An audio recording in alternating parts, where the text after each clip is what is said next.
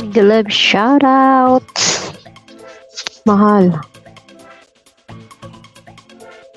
Mahal.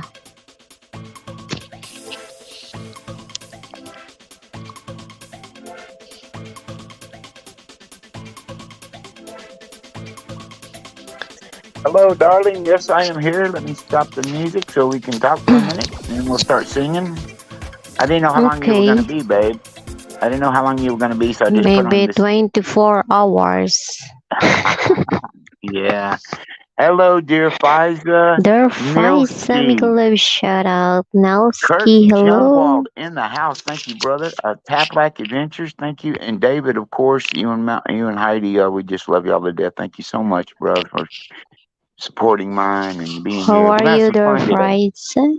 Faisa David and who David and is Heidi. Tough Luck Adventure. Mega Glove shout out. Kurt, right?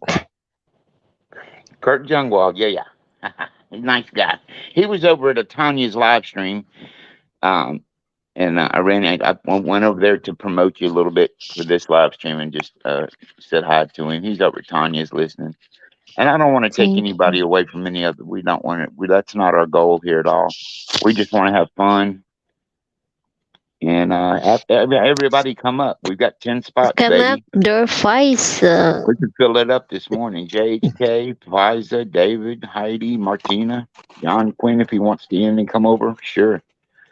We're just not gonna have no negative drama here at all. Period. This is a fun stream, babe. So come up, baby. Let's go You had a real party. you had a really nice day out, huh? Busy day. You walked and walked and walked. A lot of Yeah, that's shopping. why A my lot of shopping. You bought a few shopping, things. window Oh, of course. shopping. Oh, and y'all ate at Subway, correct? Yep.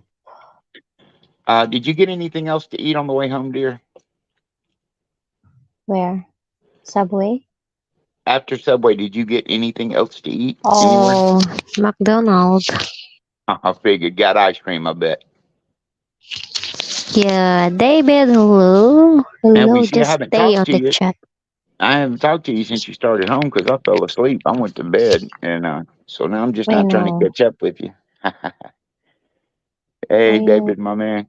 I think I pinned the link at the top. I'm not sure. I don't remember. Did I, David? No, well, now I can go look on my other phone. That's fine. Yeah, you So, can who do you want to? You want me to start with the singing, dear, or you want to go? go. All righty. Just a second.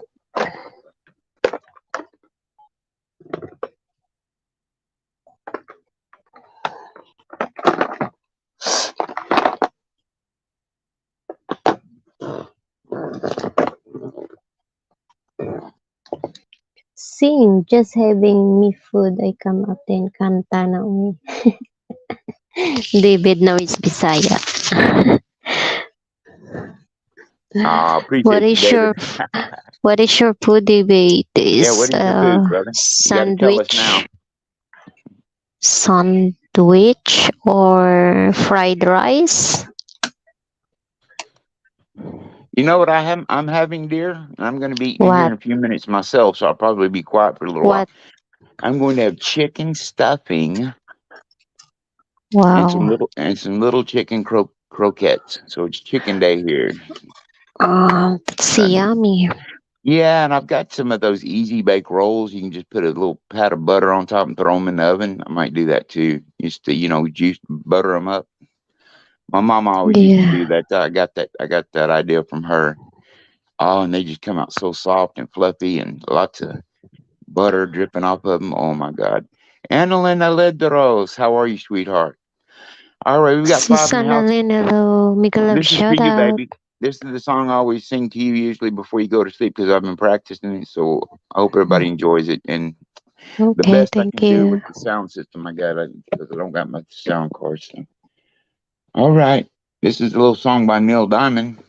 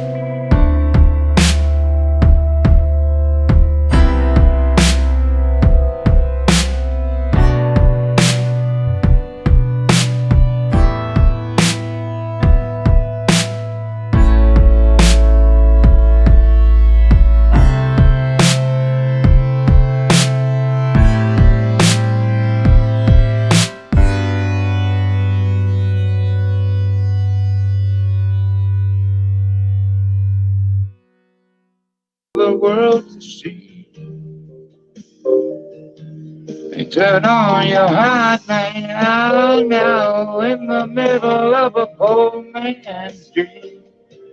And don't wake me up too soon.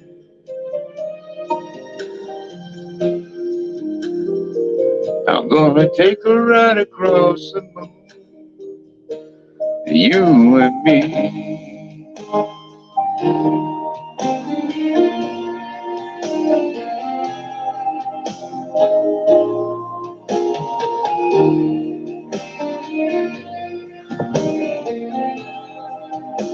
That was the most excellent place of all. And I'll be right here and you should come in. Turn on your hot light and let it shine wherever it goes. And let it make a happy glow for all the world to see. Turn on your hot light and in the middle of a poor man's dream. And don't wake me up too soon.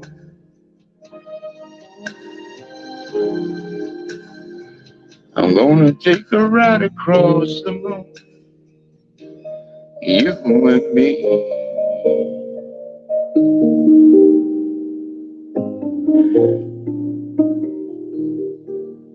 Turn on your heart light now. That's for you, baby girl. Wow, thank you so much, Mahal. You're more than welcome, dear. Thank you too to the chat. Oh my goodness, Lean is down there. Lean, baby, how you doing, sweetheart? Armani, what's going on, my friend? Thanks, David. I like that's corny, man, but that's from the movie, you know, E.T. E.T. Phone Home. But I always like that song. It's got some warm meaning in it. It's a little bit of warmth, a little bit of emotion. I got another by him I'm gonna sing in a minute, dear. But you go ahead.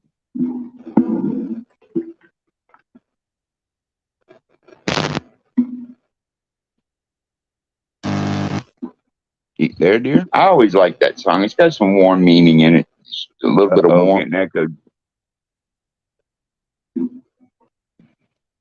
Probably trying to set up.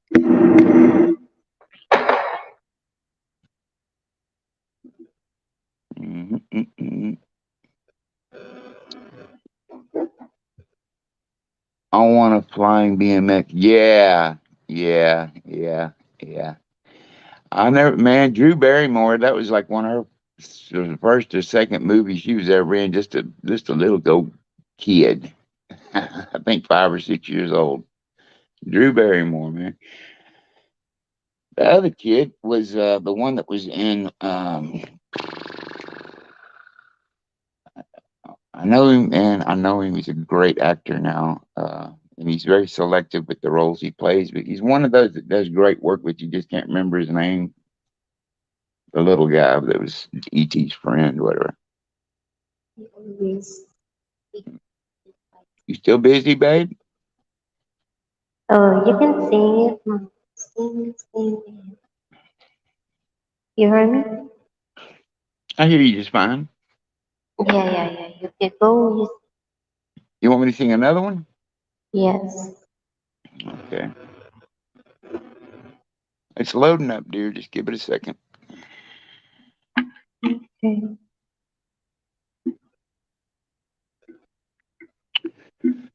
So anyway, Mahal, you had a very nice day with Amy. Is that correct? You know, did some shopping. You ate on your way home. Now, what did you get at McDonald's, dear? Yeah. You smile like Pfizer. Hello, Pfizer, my dear. She's so sweet. Cream. You got ice cream? Yeah, okay. Well, the thing ain't loading now. Let me get out here and try another one. Son of a bitch. Let's see. Turn on the glass.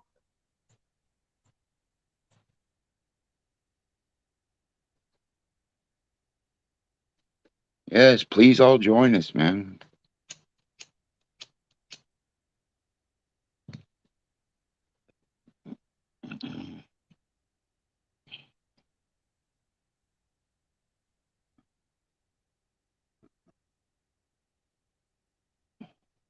Well, I'm very glad that you got home safely, dear. I always worry about you out there, man. No worry. No. After I'm not going to share that here, but after what you told me today happened, my God, that's why you need a. I'm gonna send you a can of mace you can keep in your purse, dear. Next time I will bring the Next time, throw a fucking kick right in the nuts. That'll teach them a lesson. All right, we got one for all, everybody. Stay for just a while. Stay and let me look at you. It's been so long, I hardly knew you standing in the door. Stay with me a while. I only want to talk to you. We traveled halfway around the world to find ourselves again. September morn, we danced until the night became a brand new day. Two lovers playing scenes from some romantic play. Oh Lord, September morning still can make me feel that way.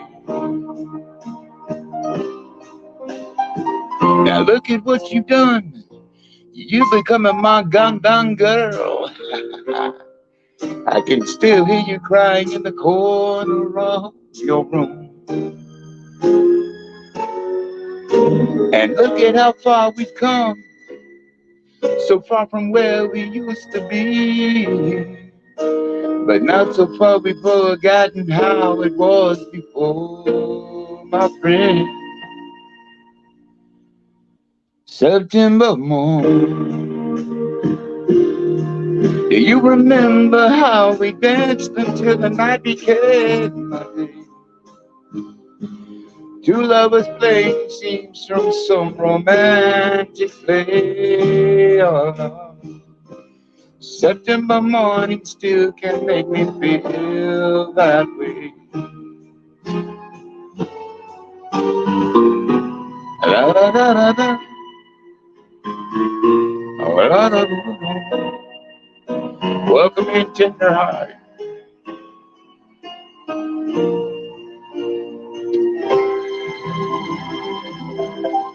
September morn. Yeah, we danced until the night became a brand new day.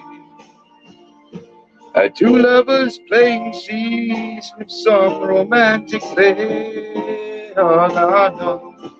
September morning still can make me feel that way. September morning, oh, no. We danced until the night became a brand new day. Two lovers playing scenes from some romantic play. Oh, no, no, no. September morning still can make me feel that way. September morning still can make me feel that way. Oh no, no, no, no, no. Yeah, yeah.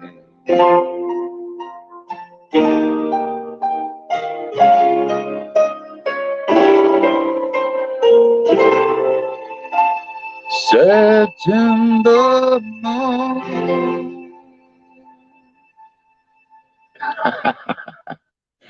Them old corny songs, man. I love doing them though. Mickey Mason, what's up, my brother?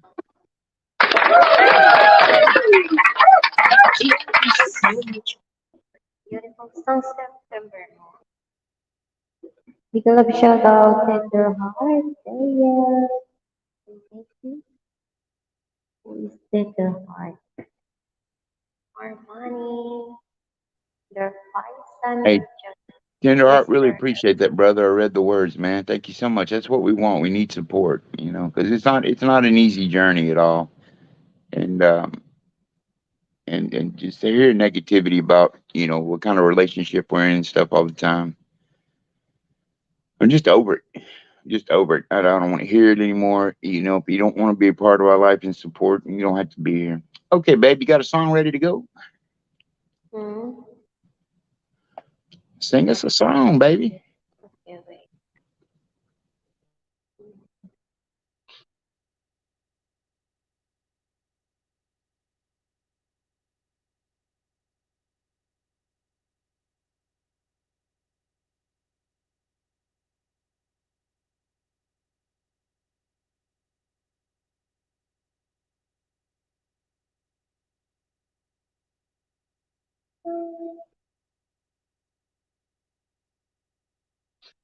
Nicolette, shout out nine in the house.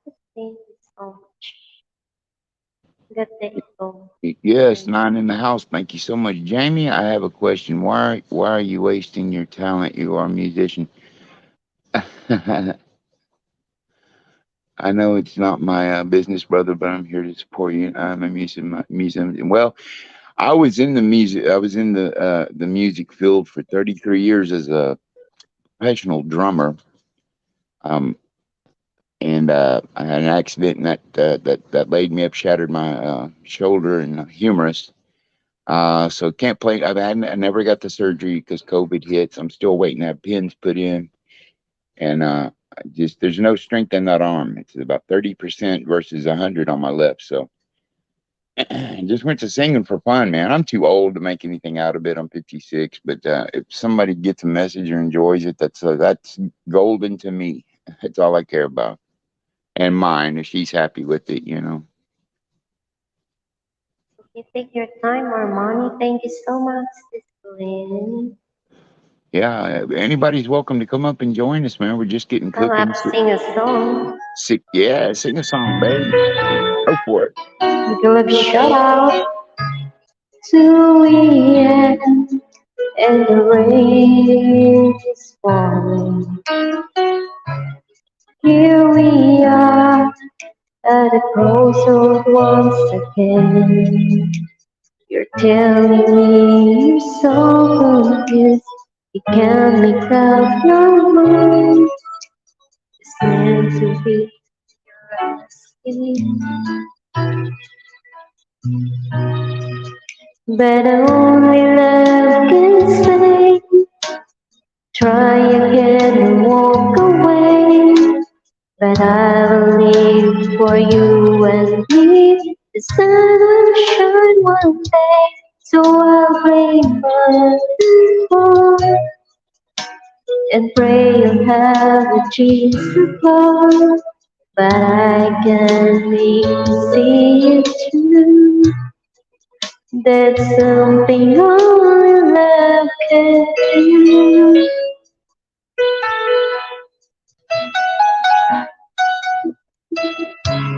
In your arms as the dawn breaks, face to face and 1,000 miles apart. I've tried my best to make you see there's hope behind the pain. If we give it up, sis Ed, give me a love shout out. But only love can say, try again and walk away. But I believe for you and me, the sun will shine one day. So I'll just play my part and pray you'll have a chance to part. But I can't make you see it through. There's something only love can do.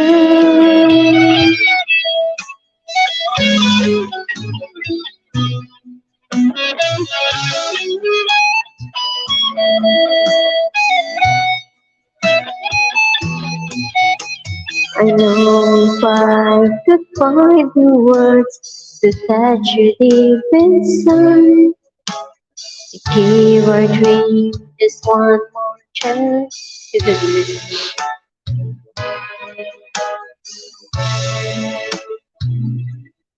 But all love can say, Try again and walk away, but I believe for you and me, the sun will shine one day. So I'll just play my part and pray you have a change of heart. But I can't leave if you see it through. That's something all love can do. That's something only love can do. Thank you so much, Eight in the house. Beautiful love, shut up. Okay. Just beautiful, Mahal. Thank you so much, sweetie. Those words are so nice, dude. Hey, I Thank want you, to say thank something you. to Tenderheart. I really, really appreciate that, brother. And, you know, I do the same for my friends. You're with Clarina, and I know that because I'm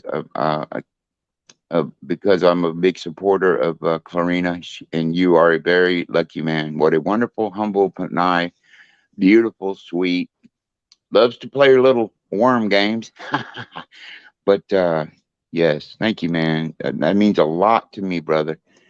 That is hardly ever said, and it's very welcoming. Did you read what he said, Mahal? What? Tenderheart. What Tenderheart wrote in the chat.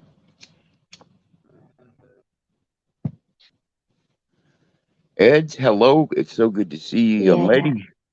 Thank you, Sis S. Everyone, thank you so Yeah, much. You wanna sing now? sure. I can sing. I'm gonna sing one. Jerome, Mega Love, shout out to. I'm gonna try one for David. I think he'll like this. I'm pretty sure he's an avid music fan with a wide range of variety of styles he likes. But I don't think anybody can turn this down, man. A little Don Henley, Boys of Summer.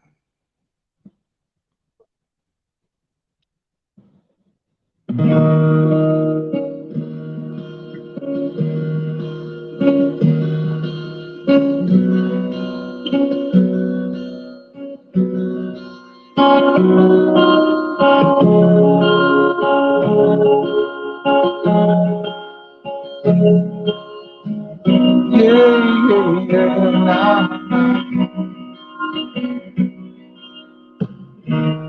Nobody on the road, nobody on the beach. I feel it in the air. Summer's out of reach. Empty lake, empty streets. The sun goes down alone.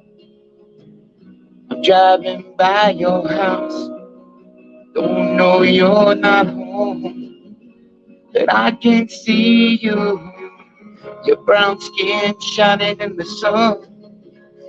You got your hair combed back and sunglasses on, baby. And I can tell you my love for you will still be strong after the boys of summer have gone. Na na na na na na na, yeah. Oh, oh, oh. Shout out to Nine in the house, baby.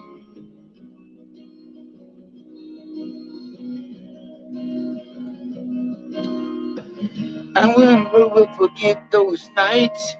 I wonder if it was a dream. Remember how you made me crazy. Remember how I made you scream. I don't understand what happened to our love. But baby, gonna get you back, 'cause I'm gonna show you what I'm made of. And I can see you, your brown skin shining in the sun. I see you walking on the slope and you're smiling at everyone. And I can tell you my love for you will still be strong after the boys of summer have gone. Yeah. Oh, no, no, no. La, la, la, la, la, la, la. Do, do, do. Do, do, do, do.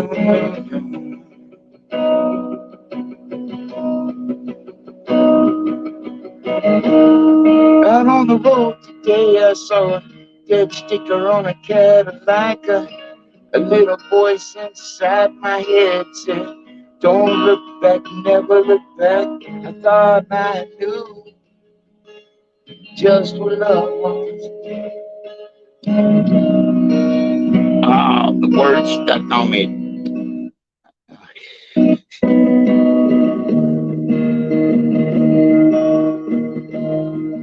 Sorry about that. The words stuck on my the voice in my head said, don't look back, you can never look back. I thought I knew, did I know? Shit, those days are gone forever.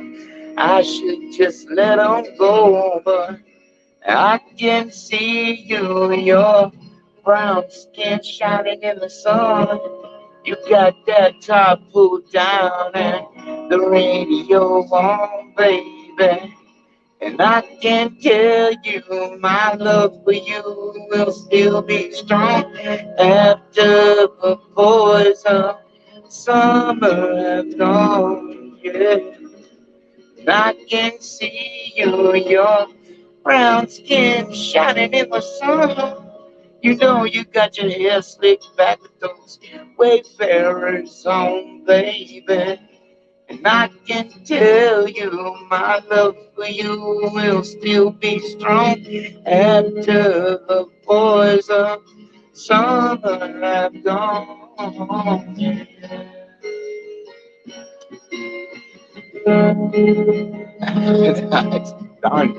That's Don Henley from the Eagles wrote that song. Boys of Summer. Mahal, I'm very sorry. The word stuck right in the middle of the song. I had to roll it up, and I got a little lost. Oh, no It worries. happens. Thank you. Miko Love, shout out. It's okay. You're done? Yes, ma'am. It's over. We got somebody in the background, and guess who that is? Okay, Boom, okay. David, my man. How you doing, brother? Hey, what's up? What's The up? spicy man. Cheers, cheers. Spicy, man. Yeah, put my mind off, man. Silicon curly. How you guys are? We're getting along okay, my friend. Having a good time. That's what we want to hear. That's what we want to hear, brother. Fun, fun, fun. Boom, boom, boom. What you got going on today? I thought Heidi said you were going flying or something later. Oh, we're supposed to go, but the weather's shit. It's just started raining there, so it's cooled off. It's a bit bollocks. What are you? Do you drone? You have a drone, or what are you? What are you doing? Yeah, droning, Jace. If it's raining, you can't get them wet. Oh, really, no. You don't want to do that. They just go puff, boom. That'll be the end of that. Man, I've seen some of those drone recordings. They take them down low, like through the forest. It just takes you on a journey, man. They are so awesome. Yeah, when you got the goggles on, it's just an out of body experience, man. It's awesome. I love it. It's almost like first person, yeah. Yeah, you feel like you're out there. You obviously not, but exactly, dude. Yeah, man. When you see yourself on the camera, it just freaks your head out, man. It's awesome. Awesome feeling, man. Dude, let me tell you something that reminds me of. We used to have a thing here to come to the state fair, and they would blow up like this huge. It's called a thrill dome. All right. And you pay a couple of bucks. You go in there and you lay back and they got bean bags for the chairs. You lay back in and you just stare up at the ceiling, right? Yeah. And the whole ceiling is huge, like puts you right in it. And they'll do it like a roller coaster. And man, it is so real. That sounds cool. It takes your stomach and everything, man, because it totally surrounds your vision, right? So it's like you're on the coaster itself, and then they take you over mountains and hang gliding, and bro, they don't have that anymore, dude. Is that like the simulators? Is that the simulator ones? Simulator, exactly, brother. Yeah, I've been on a few of them, man. They're awesome. The roller And coaster. they're I've awesome. done. But one night, one time they had a Pink Floyd concert in there with just laser light show. Oh, man, that'd be epic. That'd be epic. unbelievable. Yeah, they did the Dark With Side my of the lighter, Moon. man. Lighter lit everything. I did enjoy that shit. That thing's awesome, man. Yeah, I was doing a lot of weed back then, so it was extremely cool. It was It's even extremely better, yeah. cool, man. Heightens your senses, man. But man, we fired up in there. You know what I mean? Hot boxing. Crystal, thank you so much for coming, dear. Just a quick shout out to the chat. Tenderheart, man, thank you for all the words. Crystal. Hey, hon. You got a song for us, David? You want to get in the line, or? Yeah, should we do a song? Well, I don't want to jump in. Who's next? Did mine want to go first? Ladies You, first. you go right on ahead. We just rotate it out if you'd like, or no pressure. Yeah, I can go if you want me to go. I'm glad to have you up, man. Oh, thank you for having me on, brother. Yeah, thank you, David. Yeah. Let me switch on my sound. Well, mute. Yeah, we're all good. Right, let's try this.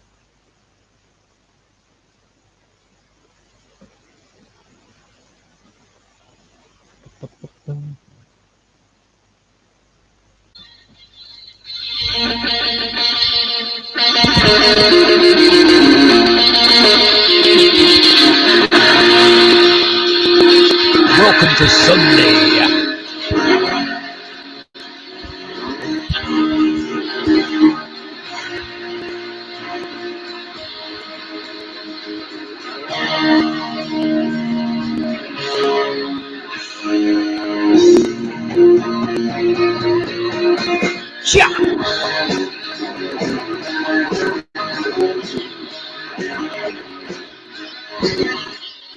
Welcome to the jungle. We got fun and games. We got everything you want, honey, with no names. We are the people that can find whatever you may need. If you got the money, honey, we got your disease in the jungle. Welcome to the jungle. Watch it, bring it to your ears. I will watch you please. Welcome to the jungle. We'll take it day by day. If you want, you're gonna bleed, but it's the price to pay. And you're a very sexy girl. It's very hard to please. You can taste the bright light, but you won't get there free in the jungle. Welcome to the jungle. To my serpent sea. I want to hear you scream.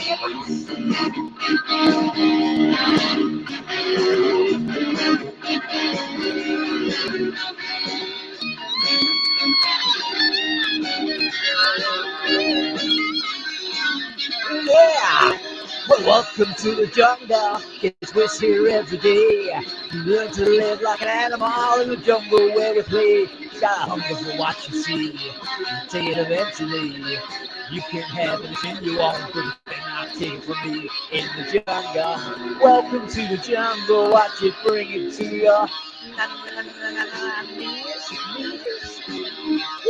I can watch you bleed.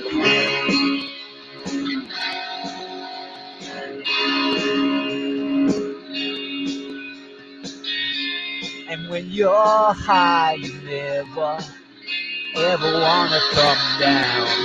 So down, so down, so down.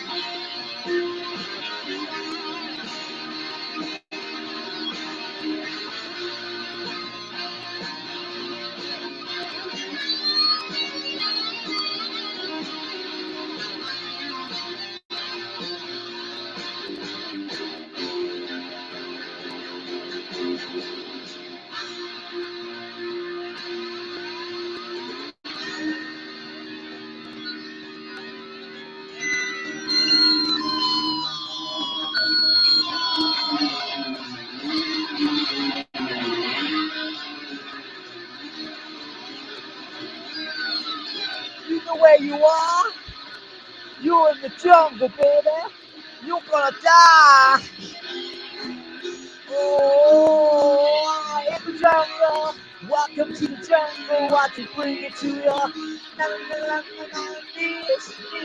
In the jungle. Welcome to the jungle. Feel my, oh my, ow, my serpentine in the jungle. Welcome to the jungle. Watch it bring it to you. In the jungle. Welcome to the jungle. Watch it bring it to you. It's gonna bring you down.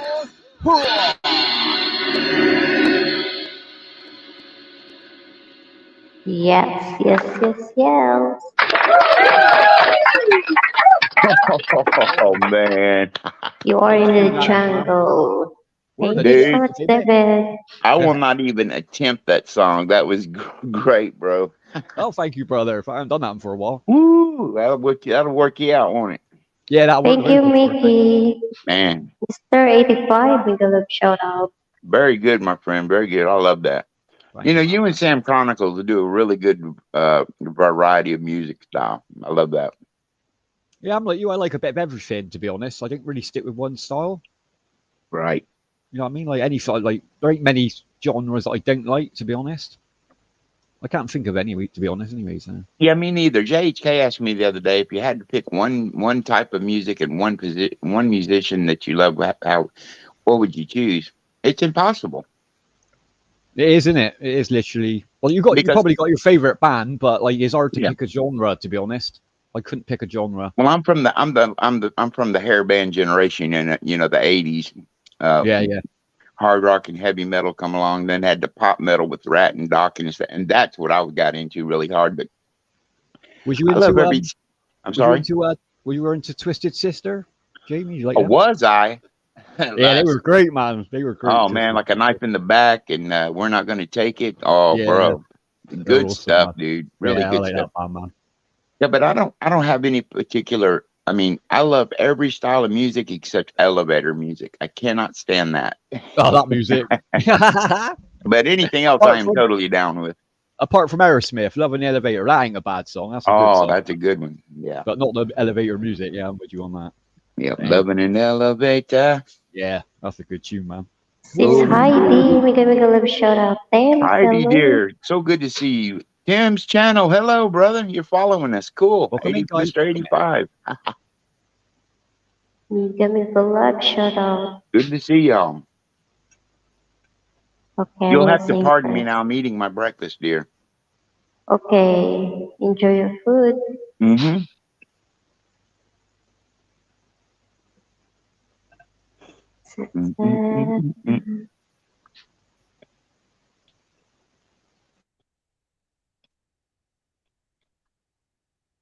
We got some rain here too, David. What you having for breakfast, bro? What's that now? What you got for breakfast? It's actually my dinner, dude. Chicken stuffing and little chicken croquettes. Oh, that sounds nice. Man, I'm on an upside down schedule, because I try to be on mine schedule. Yeah, of course. You're different hours. Since she works and I don't anymore, I have the freedom to be able to mold around her. So that's what we do. So cool, so really, it's like 9 in the evening here for me instead of 9 in the morning. Yeah, I know what you're saying. It's flipped. It's just 180. Yeah. Yeah. It takes a while, but you do get used to it again. Your body clock. Yeah, it's not. It's kind of weird, man. But it is what it is. True. Okay, just eat. Sorry, Mike. Enjoy your coffee then. Stay safe. Mm-hmm. You got your coffee ready?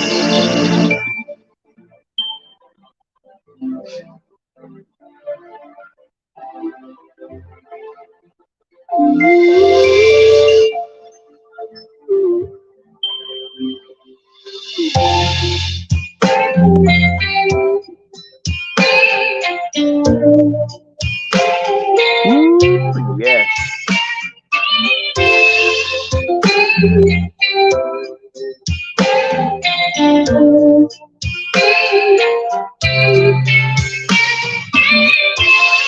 It's late in the evening, and wondering what clothes to wear. I put on my makeup and brushes my long dark hair. And then I asked him, do I look alright? And he said yes, I look wonderful tonight.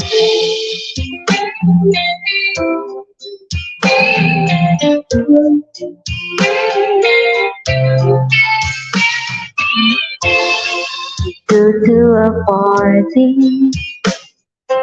and everyone turns to see this beautiful lady that's walking around with me. And then he asked me, do you feel alright? And I said yes, I feel wonderful tonight. I feel wonderful because I see the love light in your eyes. And I wonder, oh better, is that you just don't realize how much I love you.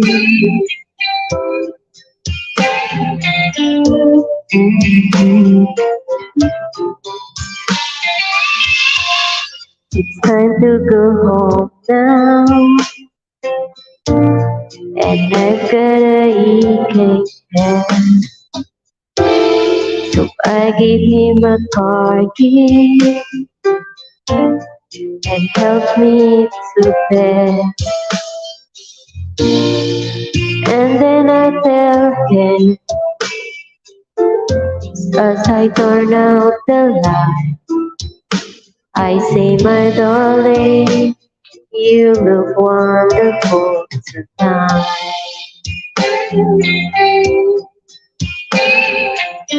Wonderful life.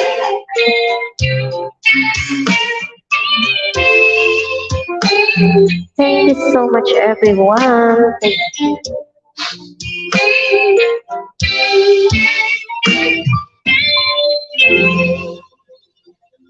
Okay, thank you so much. Oh, just lovely, dear. Yeah, good job, mine. From the heart, that was beautiful song, man. Yes, thank you so much. So sweet. She is sweet, yeah. She's very sweet. Nice voice as well, man. Armani, come up, Armani. Armani, come on up, brother. Armani can't. He's working. He's got a new job. Oh, is he working? Got a new job, Jamie. Did you hear about his new job? What? No, I had not. Yeah, he's waterproofing submarines. He's what? He's waterproofing submarines, fixing the leaks on them. And that. You got to be. Oh, there's JHK now. There's JHK. Your turn, JHK. Your ass ever comes along. Hey, really? Armani's doing that now? Really? No, I'm joking. He ain't Oh, son of a bitch. No. He's putting the holes in cheese. You know the cheese? Yeah. Okay. He works in a factory. You got to punch all the holes in the cheese. Yeah, I'm only kidding, Jay. You're low blowing him.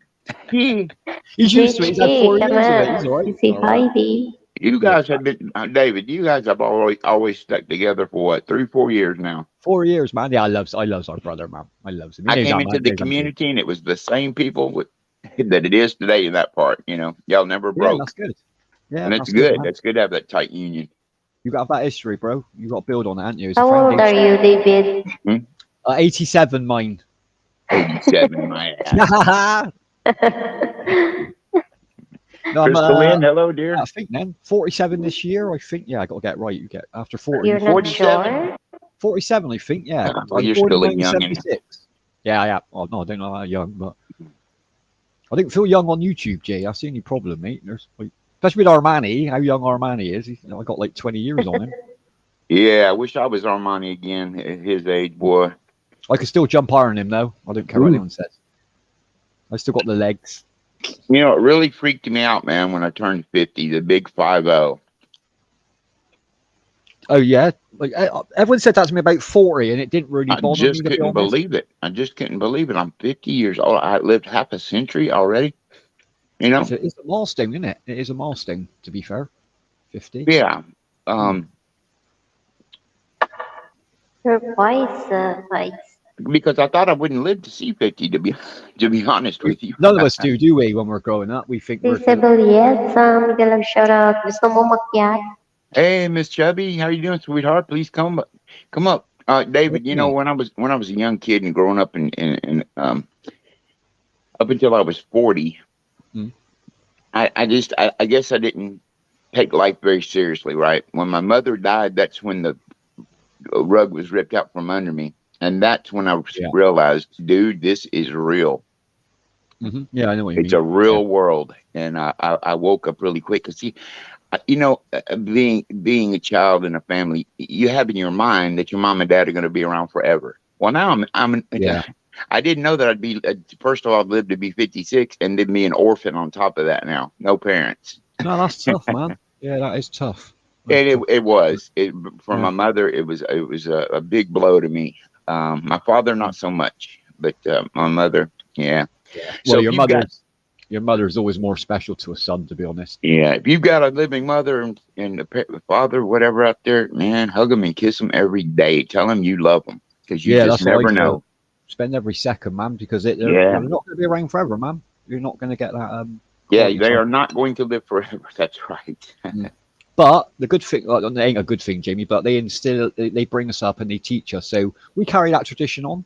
Like your mum lives on in you, if that makes sense. You know what I mean? That's how I try looking at it. I lost my mum 5 years ago to cancer, so Bless her soul. quite later. I was quite later in life. Well, I wasn't that young, so but Yeah. it's still tough, like you said, man. It's your best friend in life. You know, it's really very simple, my life, to figure it out. When I'm sober like this, you know, and you know, totally cognizant and aware, and you know, on top of things, that's the real me. When I'm drunk, that's my father in me. When I'm sober like this, that's my mother. My mother was the sweet soul that, you know, kept me by her side. I was her only son and the baby of the family, and she pampered me, spoiled me, all that.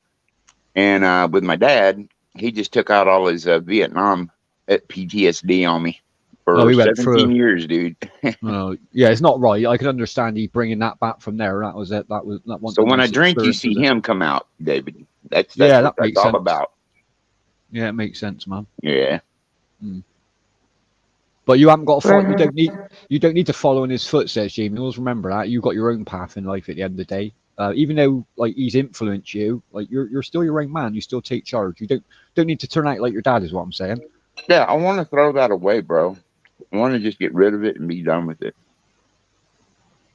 But you got to remember also, I'm not standing up for your dad because I don't know him personally, but like what he went through, you know what I mean? What I've heard about what happened over there, like, you know what I mean? No one should go through that shit.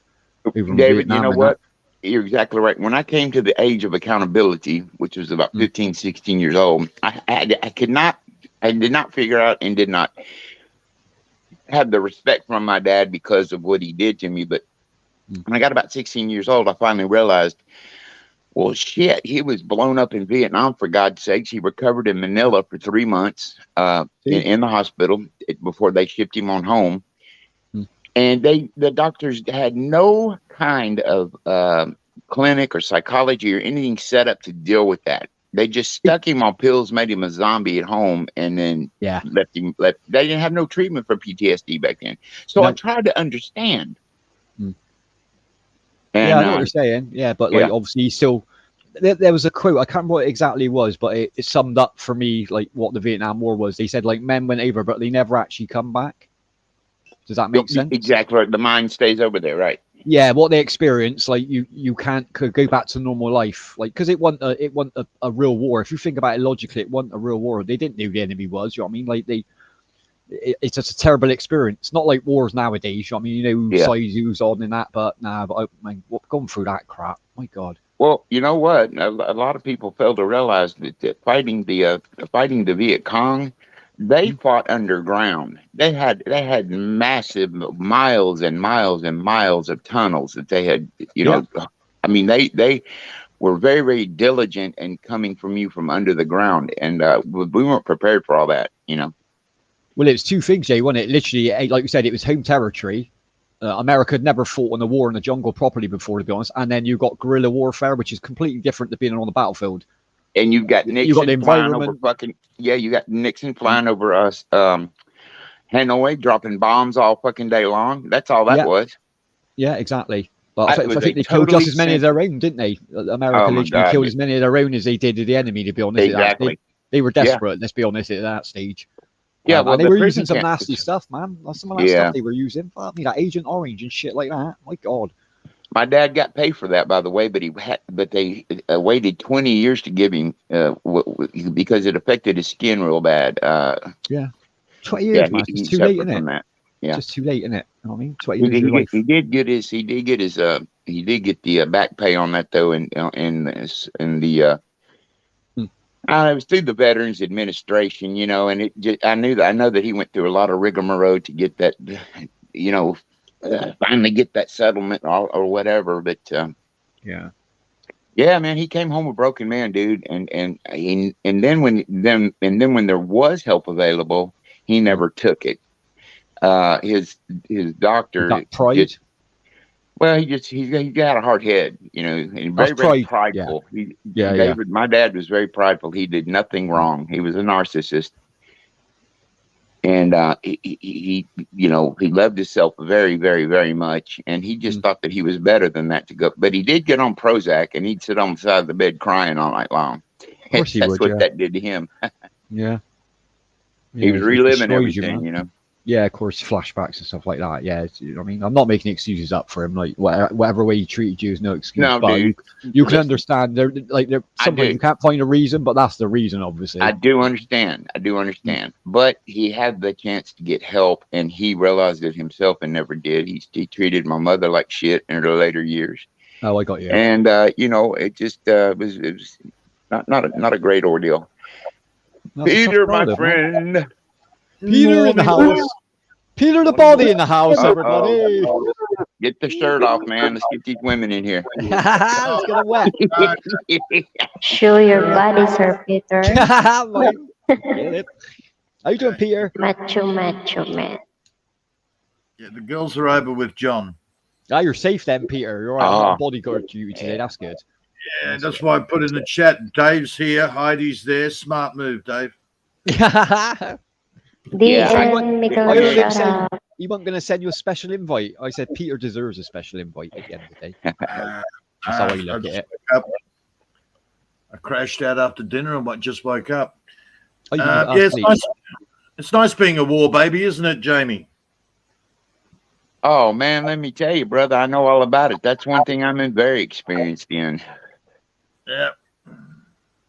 Yeah. Well, So, at least my old man was never there. You know, my dad was never supposed to, you know, see any kind of actual battle or blow up, you know, bombs or anything like that. He worked on the base, you know, as working on operations. planes, basically.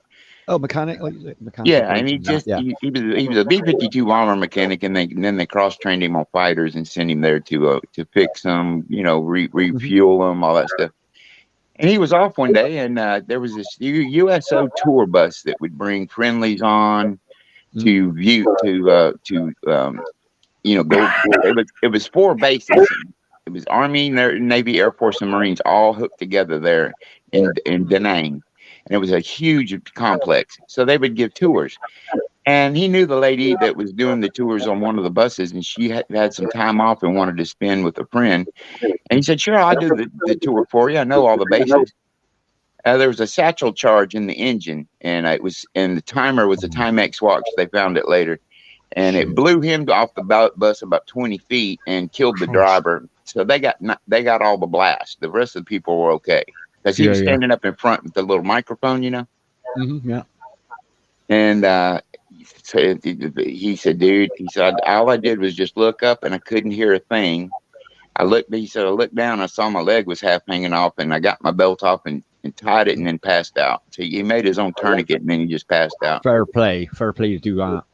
That's a tough man to do that, man. Like most people panic, don't they, in that experience? They Man, just freak out. Yeah, a chunk of shrapnel there. I don't want to get too into this, but a chunk of shrapnel went straight through his cheek, took out about 6 teeth, and then out the other side. So he really fucking got jacked up bad. But you know what? He came back and he lived to be 87. Goddamn it! So he was on borrowed time for 30 something years.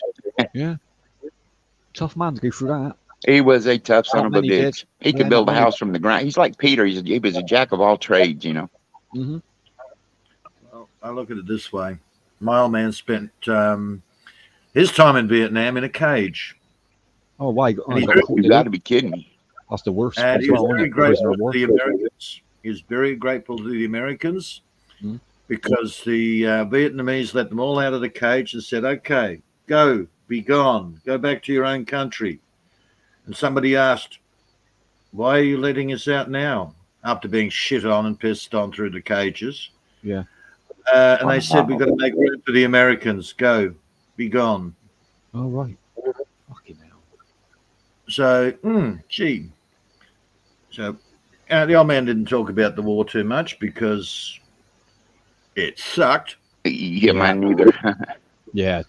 You wouldn't want to relive it, would you? You wouldn't want to tell anyone about it. You wouldn't want to even think about it, to be honest. Just blot out, wouldn't you? You blot out. That's what you do. Another one of his stories is he woke up one morning and the guy in the bed next to him had his throat cut. The houseboy decided, after 6 months, Yeah. somebody had told him, kill the infidel. That And Viet Cong, is it? Viet Cong? no, this was in Morocco. This was in the sorry. base. Oh, I right. forgot. Yeah, the Vietnamese thing, Dien Bien Phu was later. Oh, right. Yeah, of course. But somebody had told the houseboy, kill the infidel, after 6 months of being the friendly houseboy. And the guy in the bed next door to the old man, well, the old man woke up to hear him gurgling. The houseboy had cut his throat. Wow. Could have been the old man. Could have been the old man. Could Yeah, have been. exactly. It could have been just a choice who we picked at that moment, wasn't it? Yeah. It just happened to the houseboy when he came in the door, he faced left instead of right. Oh, That makes you think, doesn't it? It makes you think, did he spend 6 months befriending him, or was that like a few weeks before someone picked, like, you know what I mean? Give him the He nod. was according to the old man, the houseboy was generally friendly. They gave him treats. He cleaned up the everybody's kit. He'd sweep out and he was a trustworthy lad. Yet They got to him. along the line, one of his priests or rabbis or whatever they were, they were called back then. Yeah. Converted him, basically. And hey, he killed the first infidel he found. Yeah. In his sleep. Yeah. They had a lot of that in Afghanistan, didn't they? Like where they were they obviously took on locals to show them the area and that. I heard a few stories like where they'd be working with them for like years, 6 months. Then they just set them up one day. They take them down a route. It was booby trapped, and the whole squad get wiped out. Like it's that guerrilla war, isn't it? You don't know your trust over there. You're in a foreign land, man. It's any religion. I don't care whether it's Mormons or bloody Muslim, whatever. If you are not part of the true church, you're shit and you're expendable. Hell, the Jewish do it. It's part of their bloody religion. The Goyim. If you're not part of the true Jewish faith, then everything else is just servants. Disposable. That's why I don't follow religion, Peter. There's a reason. That's how I see religion. It's just war and hatred. There's nothing else in there. Faith's completely different to me. I don't class faith as religion. Sorry, it's just my opinion. It's not hatred. It's we are the superior ones. We are the true children of God. Everything else is just expendable. Yeah. They're just cattle. They're just sheep. It's like, get the brain, people. Yeah, life's not cheap, man. You get one of them, enjoy it, man. Like doing stuff like that. No. Fuck that, man. Yeah. So our generation were war babies. We had to deal with the sins of our fathers. Yeah, it all gets passed on, doesn't it, to the next generation?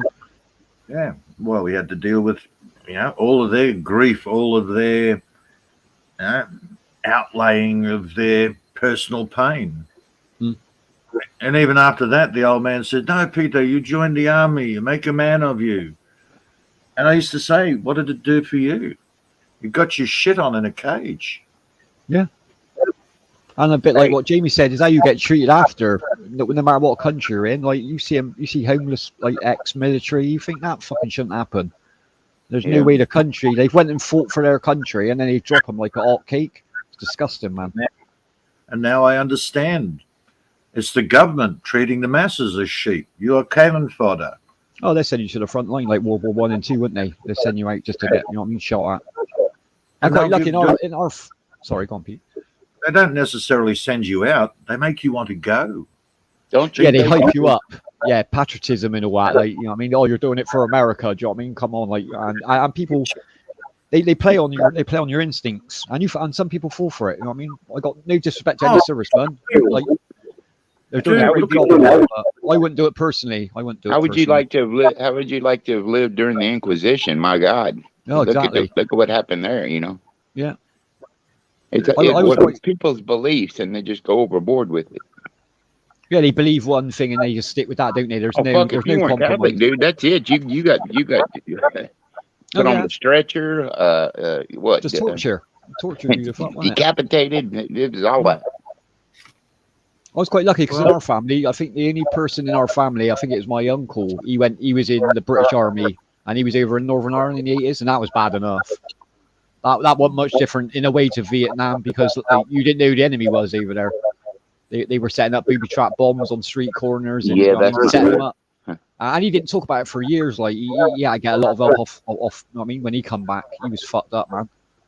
Yeah. If you don't go to war, what do? They put you in a prison. They feed you 3 square meals a day. You live. But, oh, no, people bag on you because you didn't go out and voluntarily want to die. Yeah. And that makes sense now.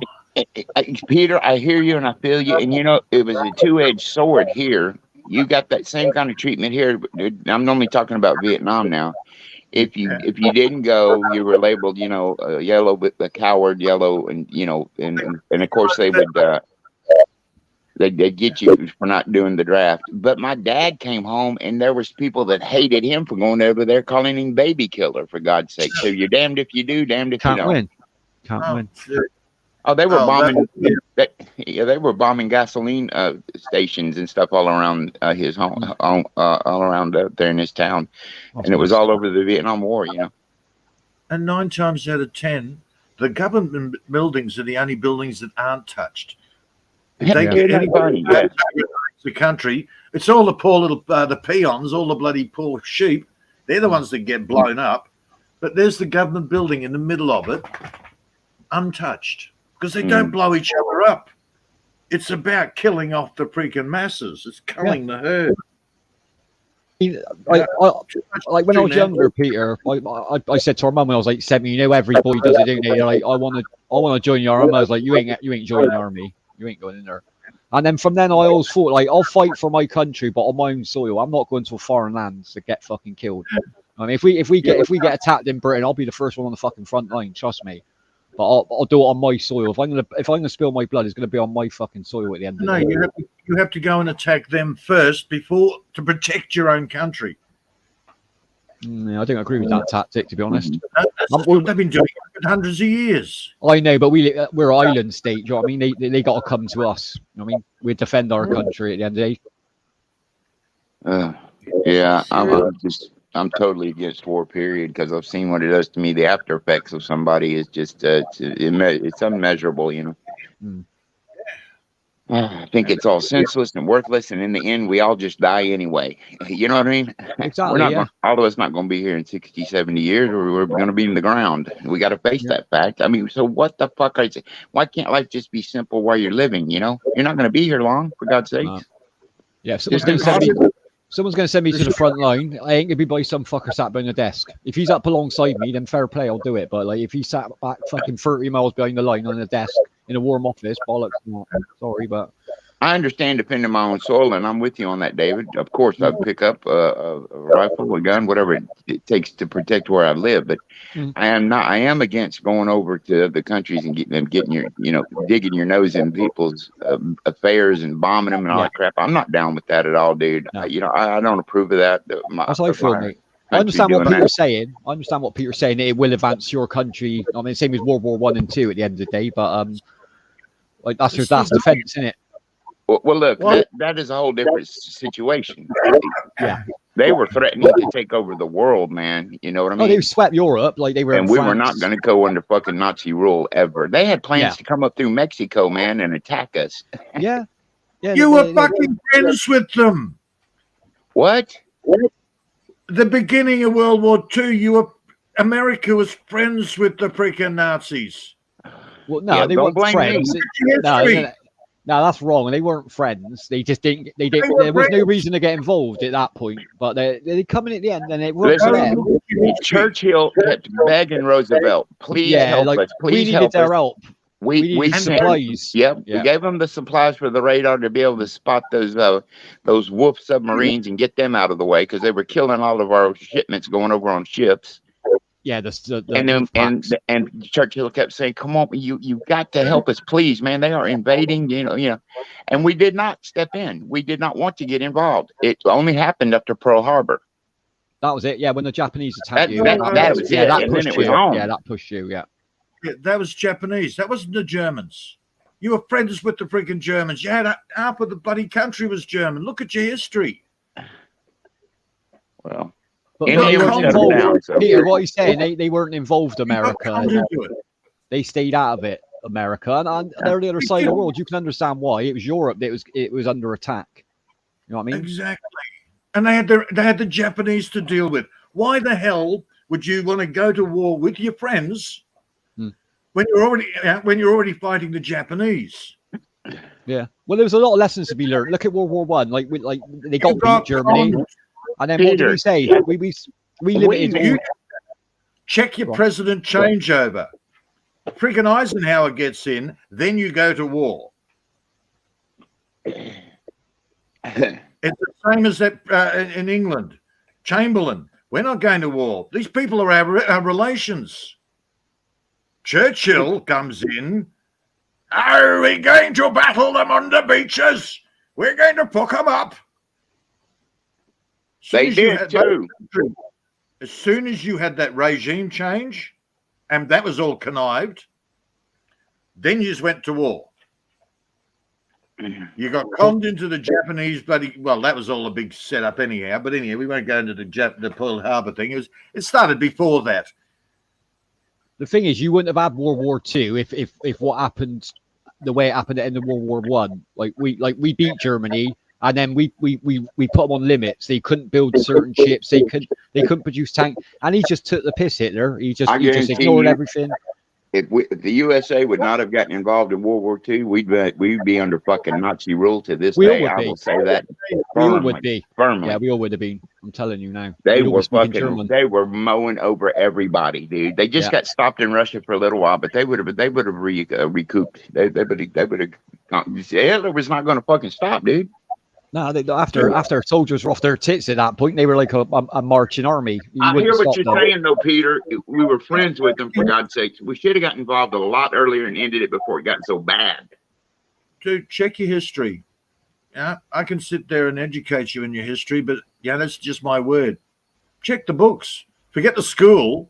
Check the actual books. It's like the Bible. Don't listen to the priest. Read the freaking Bible. What the book says is completely different than what they tell you the book says. I've done the research on the your American history leading into the World War I's and Twos. I got an A. I got an A for it in history. I've done history for World War II. Well, what you're saying isn't correct, Peter. To be honest, they weren't friends of them. They just didn't back them up enough, and they didn't send them any supplies. They just didn't want to get involved, which I can understand. You look at it the other way. We had just recovered from the Depression, man. We had just gotten a new deal with FDR. We didn't want to. And if it's the other way around, Jamie, and you kicked off with Japan first, let's be honest, Britain wouldn't have come over to help you. Let's be honest. We would have stayed out of it until you would have asked us if you needed us. That's what would have happened. They taught you history. We were in the same frame of mind. We were trying to be in the same frame of mind as you, David, what you said a while ago. We did not want to. It was not hurting our country, so why get involved? Yeah. You know what I mean? Dave, who taught you history? Who taught you history? My history teacher. Right. But then that's British history. It's probably different from your history. To be honest with you, documentaries is what taught me my history. Yeah. Okay. Which is your teachers. Hmm. Of course, they're going to teach you that. Read the books. Don't. Oh, I have. listen. No, I have, Peter. Don't I've watched said- documentaries, I've read books, but obviously I've been taught the British version, same as Jamie with The the winner's history. Hmm. You've been taught by universities, by schools, what you're supposed to be taught. Hmm. Read the actual books of the time. I've read books and I've watched documentaries countless hours and hours. And me too. Yeah. Not the I'm books just of not the- agreeing with what you're saying about Friends. That's what I'm disagreeing with. Like, if it was a friendly state, then they would have backed Germany up, or they would have agreed that Germany were doing the right thing by sweeping through Europe. America never got involved at all until we begged them for help, because, like Jamie said, Germany, I'm not gonna- our supply lines, it wasn't so much ammo and stuff like that. It was our Actually, we were very involved in the war, but we were behind the scenes because we were helping out Britain against them through the sea. a long time Okay. before. And giving you lots of shipments, lots of supplies. We were helping Churchill in that way. And that went on for a long time until Pearl Harbor happened. And we lost a lot of ships in that deal, man, and a lot of people, because those submarines were just knocking them off left and right. They're sitting ducks, you know? Yeah, we had nothing to counter these submarines, to be honest. Nothing at all. So, Peter, I do disagree with you on that, man. I mean, Look, we weren't I know you- technically. I know your school book is disagreeing with me. Read the books of the time. Okay, Not- okay. Not Explain it, Pete. indoctrinated- Explain. Okay. You just said about the friend. trying to- They were friends. Go on. Hold on, David. I'm trying to. I'm listening to school books. I'm trying to. You're talking school books. You're talking about modern books telling me about what happened back then. Read Okay. the books back then. Boots on the ground, not what somebody told you happened, somebody that was there.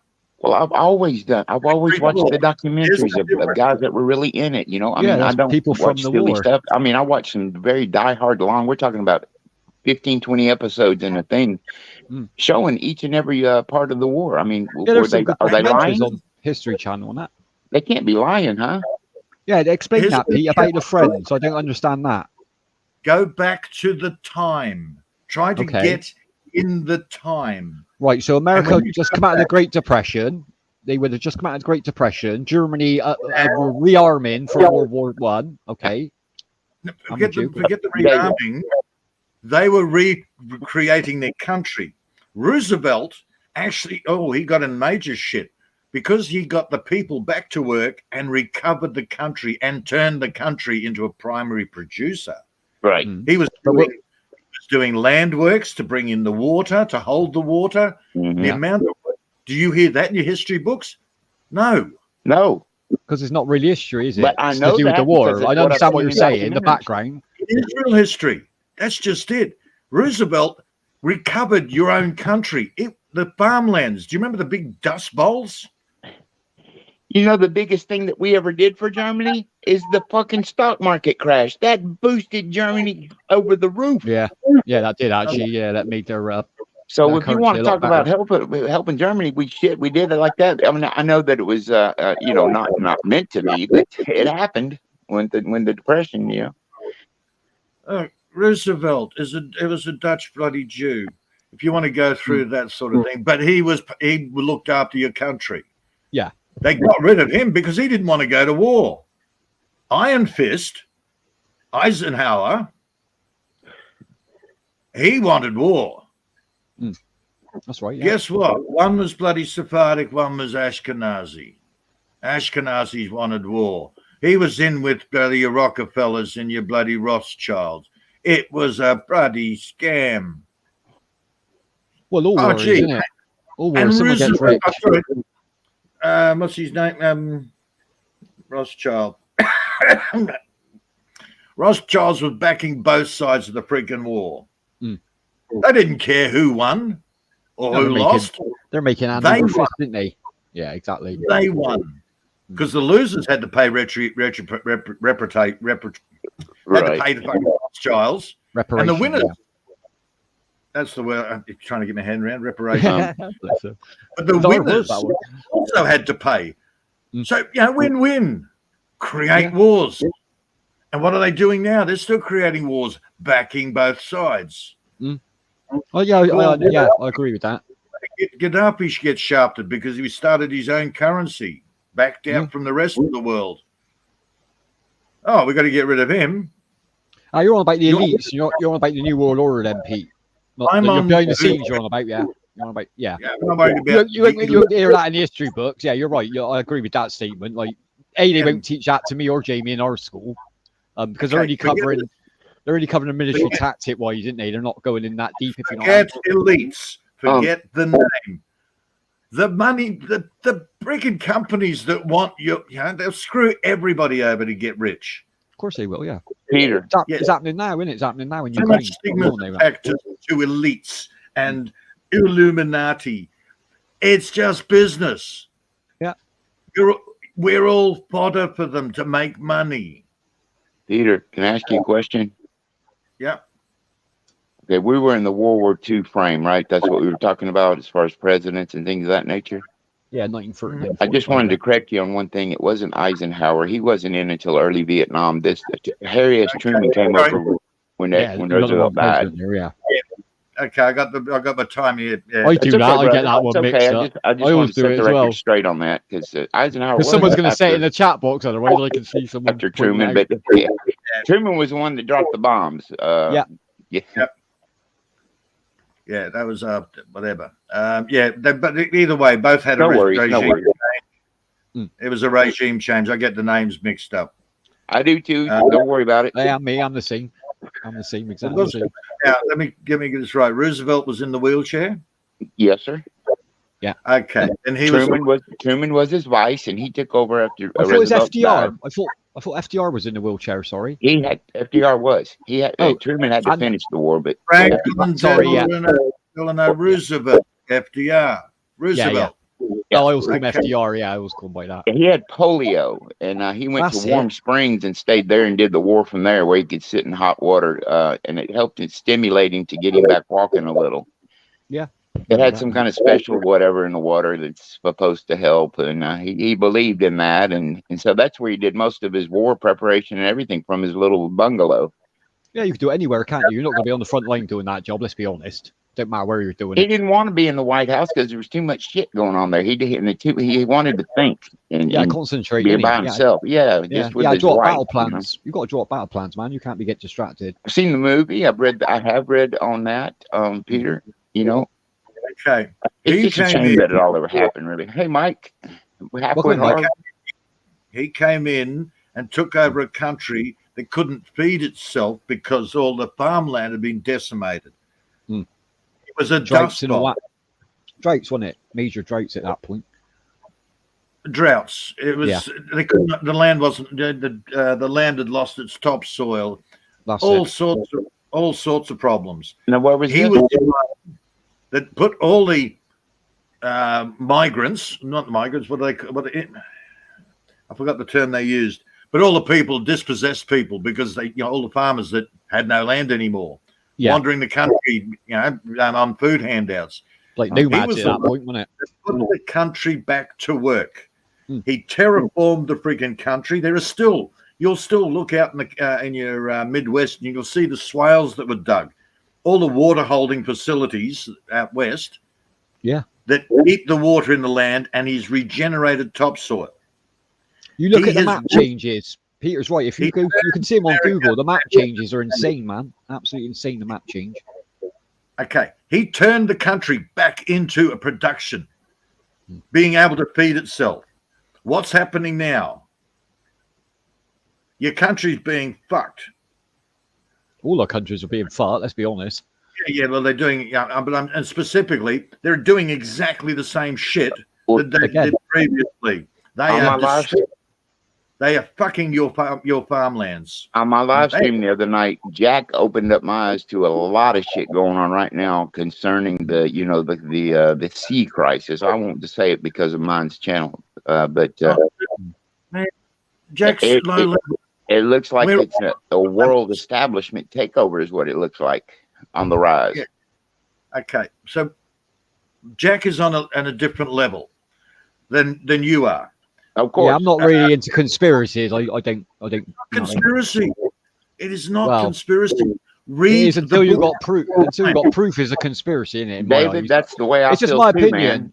Pete, I understand you got your and Jack's got his own version, but like no one's going to tell me what to believe at the end of the day. Sorry, but unless you give me solid evidence, then I don't prove nothing to me. You're actually telling me the opposite. You're reading the current history books. They're telling you what you think.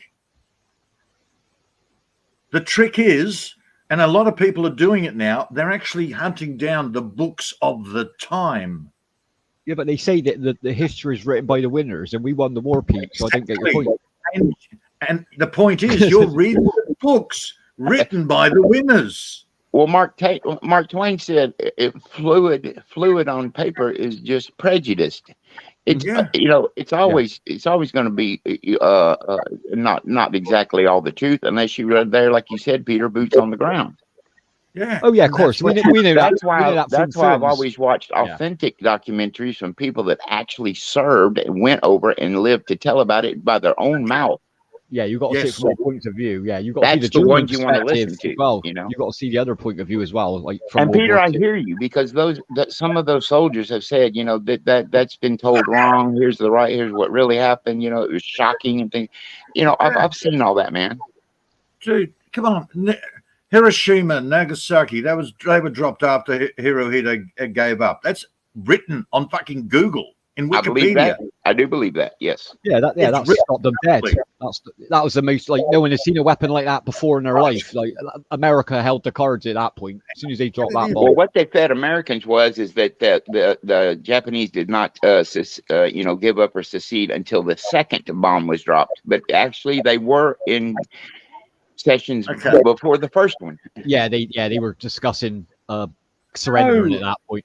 No, They dropped free technically. They dropped free. Again, you're telling me about what you were taught at school, what I was taught at school. Look it up. Google the fucking thing. It's Yeah, but written there. everything on Google ain't the truth, Peter. You do understand that, don't you? That's someone else writing that. That's their opinion. Like, there's no different than you saying my history teacher's wrong. I don't believe if you believe anything on Google, then you're very gullible. That's like saying Wikipedia's right about everything. You know what I mean? It's just an opinion. That's what I'm saying. Hello, it's just an Henry. opinion. So's your school book. Exactly. Yeah, that's what I'm saying. You've got to see it from all points of view. Yeah, I totally agree with that. Okay, can I carry on? Yeah. Wait a carry on. minute, Peter. Let me just tell you something. Does a child have a choice to tell the history teacher, shut up and tell me the right thing? No, we don't. We're fed what we're told, brother. So don't, No, Okay. Peter, carry on. you know what I mean, That's your David? point. We can't go in there and tell the history teacher, tell us the right thing. I mean, No, you couldn't at that age. You can't. they I got was a quite curriculum. inquisitive, to be fair. I used to argue everything in my history. Like, my history teacher was really cool. He'd battle with me. I used to go at it with him, to be honest. Yeah. Go ahead, brother. I was just Go on, saying Pete, the go on. curriculum was already set. We just had to follow it, I totally agree with you, though, Peter. Like, yeah, I'll give you Go one ahead, example Peter. of British. I'm sorry, man.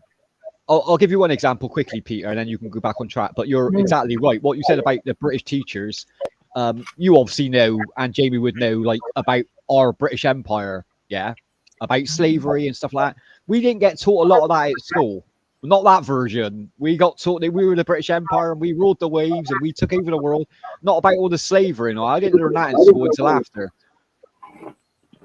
Remember, we're part of that too. I got indoctrinated with shit at school as well. Yeah. Yes. We're a colony. And up until the mid-70s, we had the Queen Elizabeth II of UK and Ireland and her colonies. Yeah. We had all of that. That changed. We got sold out. Mm-hmm. But besides that point, we got indoctrinated with the same shit you got at school. I've done the research from the time and actually learnt the opposite of what I got taught at school. It's like, what the fuck? I learnt about the Japanese internment camps.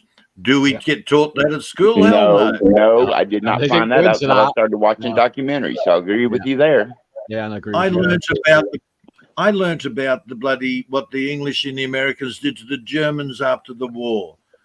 Anyone that was a admin or a low-ranking soldier, all the high-ranking ones, no, they were gone. And same with the bloody scientists. Oh, we want them.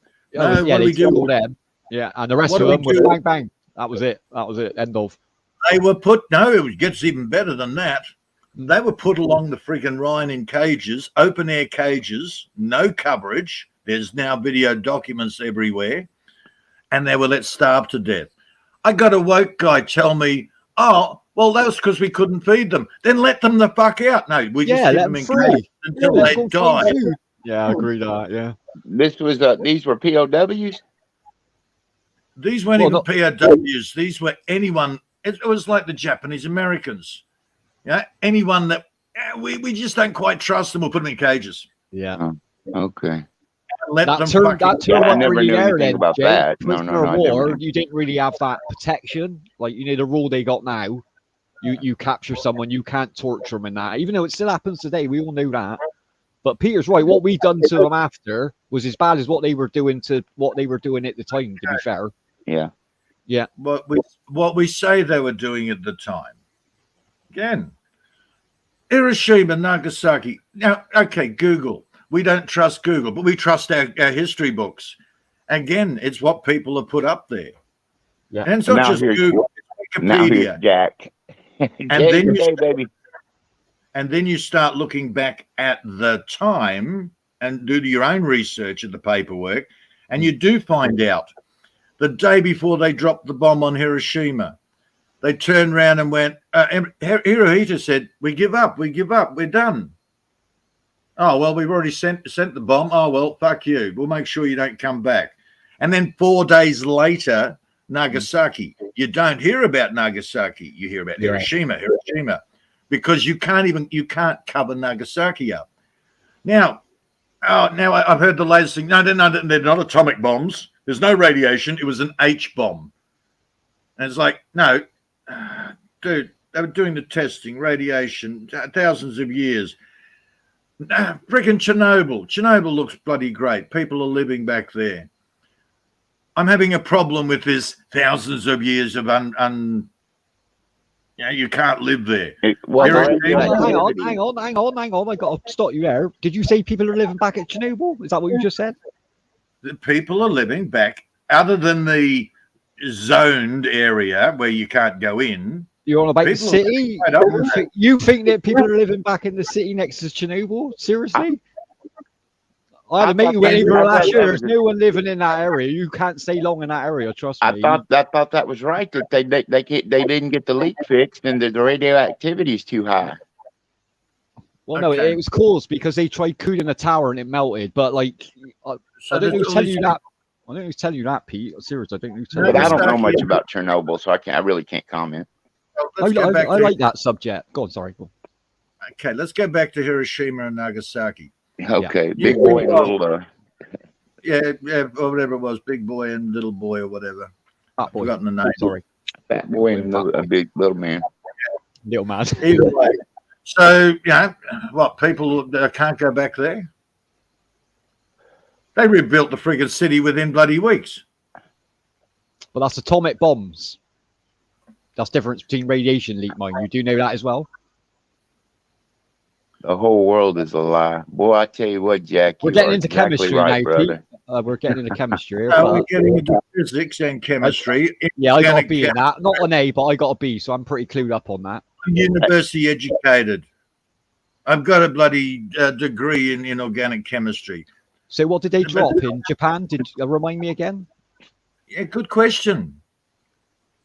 I'm trying to work that one out myself. What did they drop? They dropped an atomic bomb. That's what they tell us. They tell us the atomic bomb. But the Japanese went back and rebuilt both the cities within weeks and months.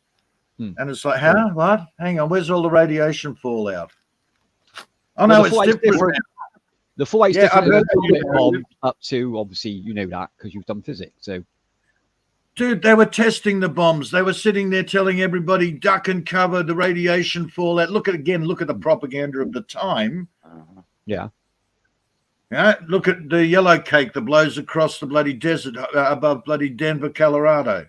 Oh yeah, that's dangerous stuff, man. Yeah, okay. Fucking with that stuff. Yeah, they're not. Nobody's dead from it yet. It's still out there blowing around. Oh yeah, exactly. Yeah, no, I know what you're saying. We had a guy that dropped a couple of pounds of bloody radium in the New York's water supply. Yeah, I remember that. All right, why are they all dead? Because the reaction, because of the chemistry reaction, it needs something else to react. That's why it won't work with a water supply for a start. I didn't know why you're laughing. This is simple chemistry. I didn't know why you're laughing. Like you still said you've done physics and chemistry. You should know this. It's not a chemical reaction. The radium's supposed to be causing cancer. People are supposed to be dead everywhere in New York by now. 7 years, they're supposed to be dead. Mike brings up a good point. What I can't understand is masses of people allowing some ruler to fucking raise hell and havoc. They can stand up against them. Why don't they? People follow along like sheep, man. That's why all this shit occurs. Dude, we're all supposed to be dead from this major pandemic. It was going to wipe us all out.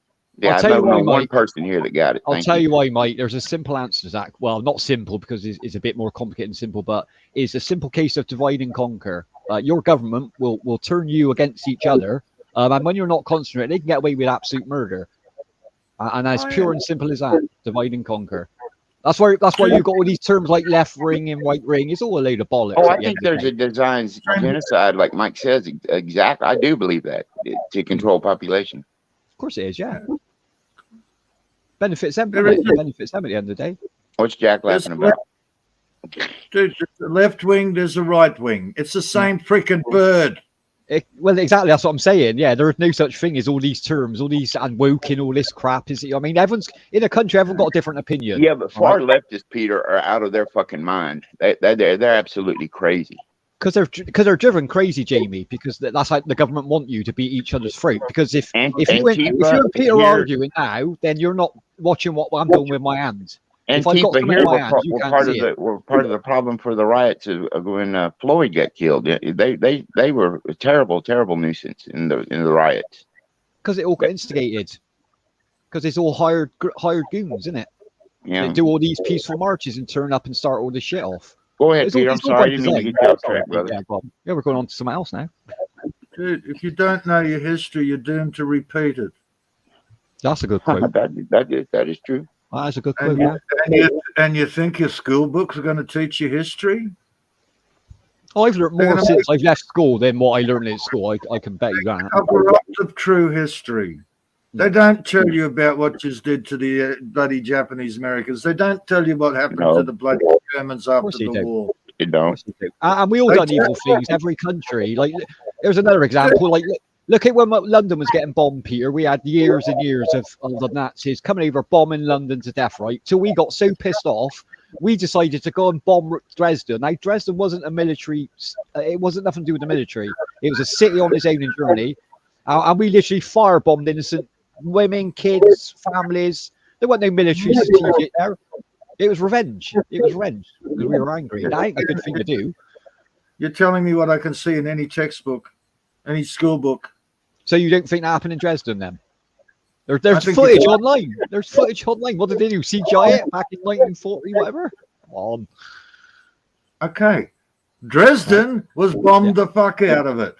Mm-hmm. Yes, I know exactly what they did to Dresden. They did it to a lot of freaking German cities. No, what was it bombed out with, though, Peter? Well, just fly the fuck over Berlin, where all the freaking governments are and all the military. We'll bomb the fuck out of some poor little fucking town of 100,000 people or 200,000. Oh yeah, people. and you know how nice Hitler was. You know how good. You know how nice Hitler was when he knew that he lost the war. He ordered all the people to destroy the water lines, the train tracks, everything.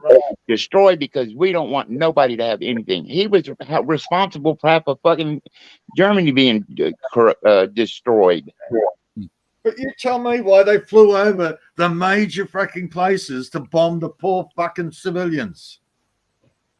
It's not that it happened or not.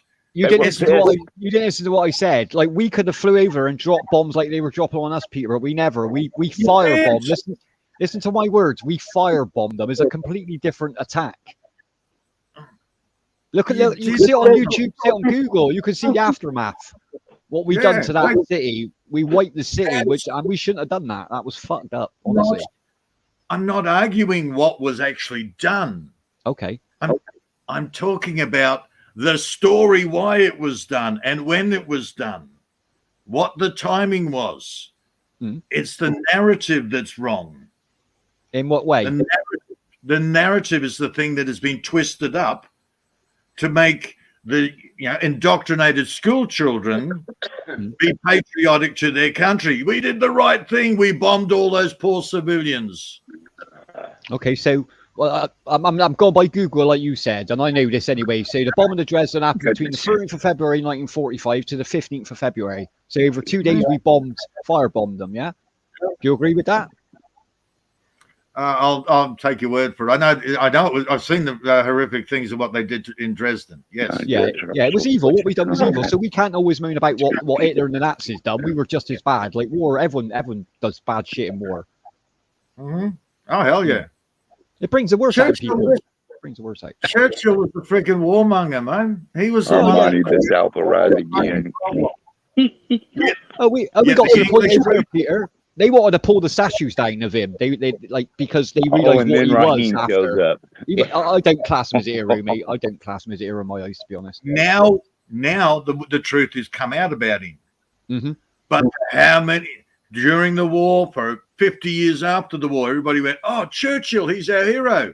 Exactly, dude. Churchill was a absolute fucking ass. He was an ass, and you're right about the teachers. I got taught this is in school. He was Mr. Victory. He saved the war, but he didn't. Like me and Jamie said, if it weren't for America helping us out at the end of the war, we would have been speaking German now, pure and simple. We'd have got defeated. They would have come across that channel. They would have swept across the UK. They were unstoppable at that point. You're right. He was a complete asshole. Yeah, he was the one that brought everybody in. He was part and parcel of the ones that went, yeah, no problems. You come and join us, and we give the Jews back their a place over there. Yeah, and that was all signed up beforehand. That's it. Okay, do you believe the concentration camps were real? That's always a big something going on with that. I believe they were very real. Okay, concentrate gas chambers. Again, you start looking into how many was it 200,000 that got killed in the gas chambers? Was it 20 million? It was a high number they're saying. Again, it's like arguing about was the plane real, was the controlled that. Yeah. Don't care about all of that. It's been over and over and over again. You want to know about that? Go and do the research. Throw your school books in the freaking bin. Go and do the research.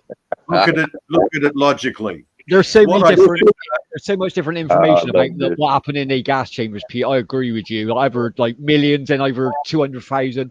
At the end of the day, all I know is that obviously we all know this, that the Nazis at this point, they believed that there was only one sort of person, the white skin, blonde hair, blue eyes.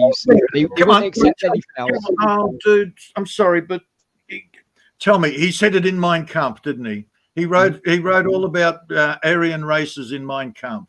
That was it, yeah. No, have you read Mein Kampf? No, somebody's told you about Mein Kampf. I've read Mein Kampf 1 and 2.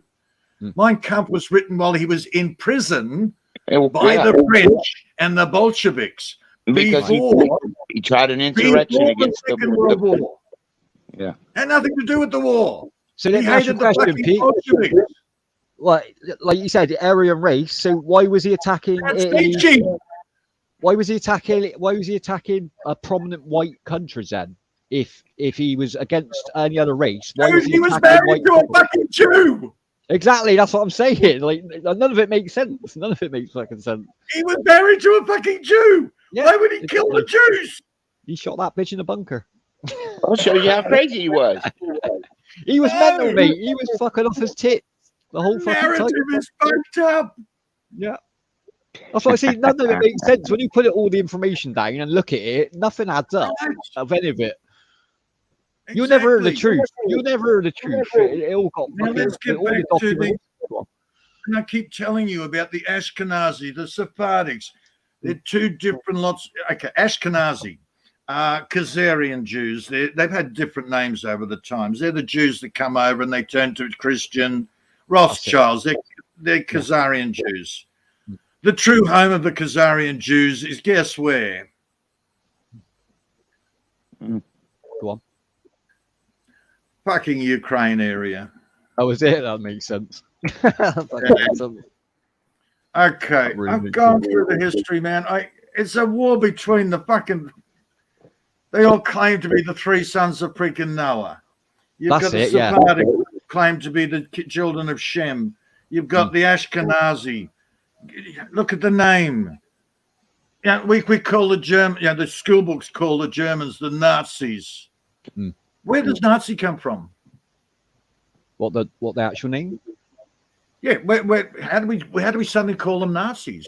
Which they were never called during the day. Nobody called them Nazis back then. It's an after the fact term. But anyhow, they say it was because of the National Party over there, didn't they? That's were what- National the National Socialist German Workers' Party. Yeah. Yeah. Which is obviously an acronym, but Peter's got a point here. I know what he's And going they to say fucking next. hated communism. They hated all that commune bullshit. They were it was the Bolsheviks. It's not communism. They're all Yeah, yeah. communism. You know.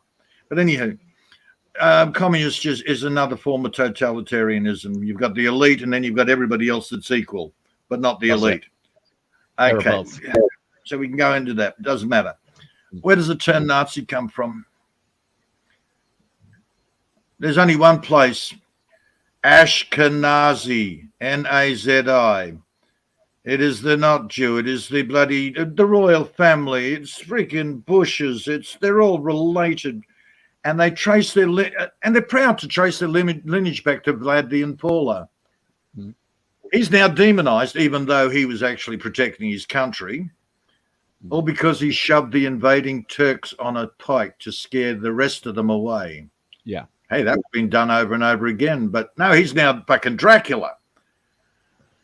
But he protected the country area, and they're all proud to trace their lineage back to him. I think Which Attila the is Hun done it around- the best, Peter, to be honest. I like what he used to do. He used to cut all their heads off in the village and put them in a little triangle, stack them up. That's what he used to do. So Attila the Hun. He was Same fucked. thing that's been done over and over again. Yeah, Exactly. your, come and invade us and look at your cousins on spikes. Yeah. Well, they done it because like you do that to one village and the next village ain't gonna fucking put up a fight, are they? They're not dumb enough to fucking leave the village. So you take over the land, don't you? Here's a little thing for you. All right. Do you ever heard of a movie called Fiddler on the Roof? sure. Yeah, of course, yeah. What's that about? Don't know, never Yeah. saw it, but I know it exists. I kept watching it a long time ago. You have to remind me, Pete. I haven't seen it. I thought it was a musical. When I was young. Oh, it's about the poor Jews and they just sing to be happy. No, Oh, that's it. Yeah, that was it. about the Bolsheviks. Yeah. It's about the Bolsheviks chasing the Ashkenazi Jews, the Bolsheviks, chasing the freaking Sephardics out of Russia. Ah. It's about them going, and it even says it in the movie. The Bolsheviks come to one village, bam, bam, bam, bam, bam, bam, leave one alive. You go to the next village. If they are still there when we get there, we do the same here. Yeah. So they were mass killing the freaking Sephardic Jews on their travel through. It comes out in a Hollywood movie. Mhm. It's actually based on true facts. Yeah. The mass graves that you see photos of are mass graves of the Russian exodus of the Jews. Why were they dumped into Germany? Because that was the only country protecting them. How many times did Hitler put the Jews on the boats, and for 6 months they're going around and around the ocean? Who wants them? Who wants them? Yeah, We don't want them. We had the last bloody batch. We don't friggin' want them. And then they had the regime change in the US. Yep, no problems. Bring them in. Yeah, it's funny you should That's- mention that because there's a big debate in the UK at the minute, Peter. I don't expect you might have heard of it, but like one of our celebrities on TV, Freemason. you know the deal with the migrants coming over I from can't France. stand Freemasons. Well, he called our government out and he compared them to the Nazis, and they've like literally put them off air. But like he's right, exactly what you just said then. Exactly what the Nazis done. They stuck them in boats, try and get rid of them, which is what France is doing at the minute. Yeah, and that's another history repeat. As like you said, history always repeats itself, man. I got into another kind of history in World War II. Like I got into Corrie ten Boom and the hiding place and how she hid people to save them, and Anne Frank, And Frank. the diary of Anne Frank, and things of that nature. You know, I mean, right from the people's mouths. Yeah. Okay. So what? Then let's see what they say Hitler did. All right. So we just got all the Jews. We loaded them onto trains. We shipped them thousands of miles into Poland.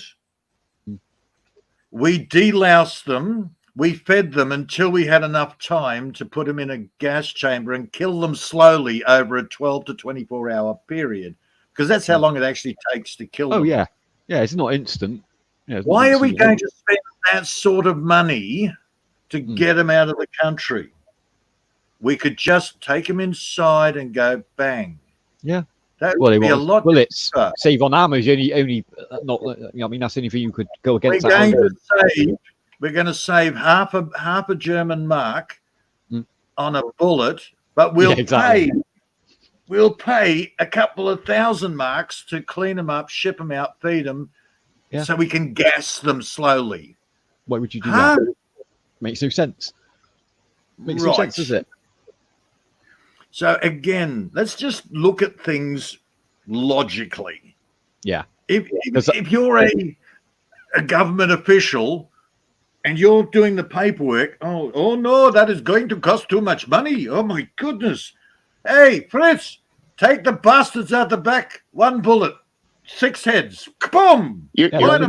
You're forgetting something, Peter. These motherfuckers were sadistic, and they wanted to kill Jews in different fucking ways. They had a grudge against the Jews, hard, man. A bullet was too easy for them. But in saying that, Jamie, like this is what I said about both sides. You imagine what a German young kid got taught in school. Hell, man, there was the German youth. That's what I'm saying. They wouldn't have been taught it that way. They wouldn't have been taught it that way. They were coming in. He incorporated them in the last days before we took over. He called them the war. My wife says we hate the Jews so much. She's Jewish, but don't worry about that. Yeah, she's Jewish, but don't worry. Hey, Rima. Seriously, welcome in. It's fucked up. It's completely fucked up when you look at it logically. I'm married to a Jew, but I hate all the rest of the Jews in the world. It's because of her. She's a bitch. Mine don't know what the hell we're talking about. Or mine, yeah. The mine's like, what's going on? It's my wife's fault. I hate the Jews. I hate her family. I kill all her family. But I can't kill her because she'll kill me in my sleep. Dude, he had freaking kids. Another thing I don't understand, like what they said about Hitler, is like obviously he was an artist, you know that, Peter, when he was younger, before he turned into a bit of an asshole. He was at art college, you know that much. He was a bit of a painter as well. He wanted to be an art. He tried to sell his artwork. Yeah, he didn't do very well, Jamie. You're right. It didn't go. He was very. He wasn't very good. Man. He served in World War I, for God's sakes. I know that. There you Peter. go. He liked painting the German shepherds. Like that was what he liked to do. But he was under a Jewish captain's orders. He saw the star that he wore or something, or it was on a ring or something. He knows. If he was an artist, Jamie, right? Like you're a musician, you love music, right? That's your love of your life, okay? Now he's an artist. He grew up. He went to college, so he loved art, okay? And then you got the stories about like as he advanced through Europe, he was taking all this artwork and statues from all these countries, all right, and he was taking them all and he was going to keep them all himself. Do you believe that? No, exactly. Why would you destroy art? Why would you destroy beautiful pieces of art that's been there for thousands of years or hundreds of years? If you was an artist, you wouldn't go out and destroy your music tomorrow. You wouldn't go into a music and burn down the guitar shop, would you, Jamie? That'd be the last thing you do in your life. I would. Because you love music. So protect them, wouldn't you? Exactly, and that's what we got taught at school. That he went down, he took all these statues and the Mona Lisas and all this crap. Like, you know what I mean? You don't believe any of that shit. You know what I mean? You can't believe any of that shit. There's even No, a no, he film was about it. reading. The Monument Men. Watch the Monument Men. That's that's American history. You can I tell. saw that's that. Yeah. Yeah, a good film. Don't get me wrong. I love the film. But it's very it's fiction. It's nowhere near history. Dude. I love the fact you switch back to textbooks and then you sort of look at it and go, oh yeah, that doesn't make sense. Brilliant. I just try and see it from all sides, Peter. That's how I try and do it. I've been through all of this. I've argued my own textbooks in my head. I'm reading stuff going, no, this is bullshit, can't be right. And then I go correlate with some other bloody area, and it's like, well, they're agreeing with that, and then this is actually written at the time, and it's like, oh, you dickhead. And then it's a little light goes on, and you go, you're being mind fucked. It's from school. Of course you are. Yeah. You are. And the more rabbit holes you go down, you start looking at books of the time telling you one thing, and they could be propaganda too, but you'd think the propaganda would back up the school books, but no. But it doesn't now. And not just what they're teaching you, Peter, the way they treat you in school. Like, you go to school and you've got to wear a uniform, okay? You don't turn up. You forget your tie one day. You get bollocking. That teacher's going to be, send you in, go in and get your tie. They're preparing you for a life of work because they want your tax money. They want you to work your ass off, so you're paying tax to support them doing their shitty fucking deeds. Right. Just as a sideline here, my uniform at school was a pair of jeans, no shirt other than no shoes. Okay. Bare feet in summer. I did wear thongs or flip flops in winter. Oh, I got you. Yeah. Leather jacket, but I did wear the school shirt. I got you. I'm with you. Ours was a bit more stricter than that. Ours is a tie and shirt and trousers and that.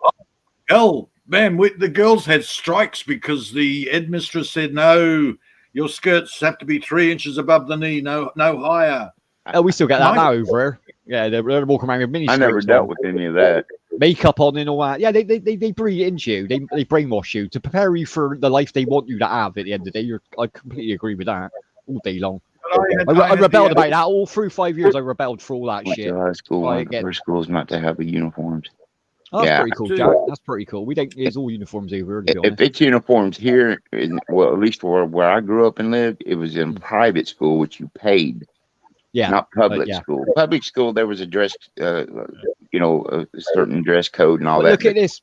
It was never an issue. We used to get a day where we used to put charity day, Jay. So look at it this way, right? You could pay £1 and not wear a uniform. That's taking the fucking piss. Not only are they brainwashing you, not only are they brainwashing, they're taking your money so you can wear your normal clothes. I was like, what the fuck? And I was 13 at the time. I was like, they're just taking the piss at this point, aren't they?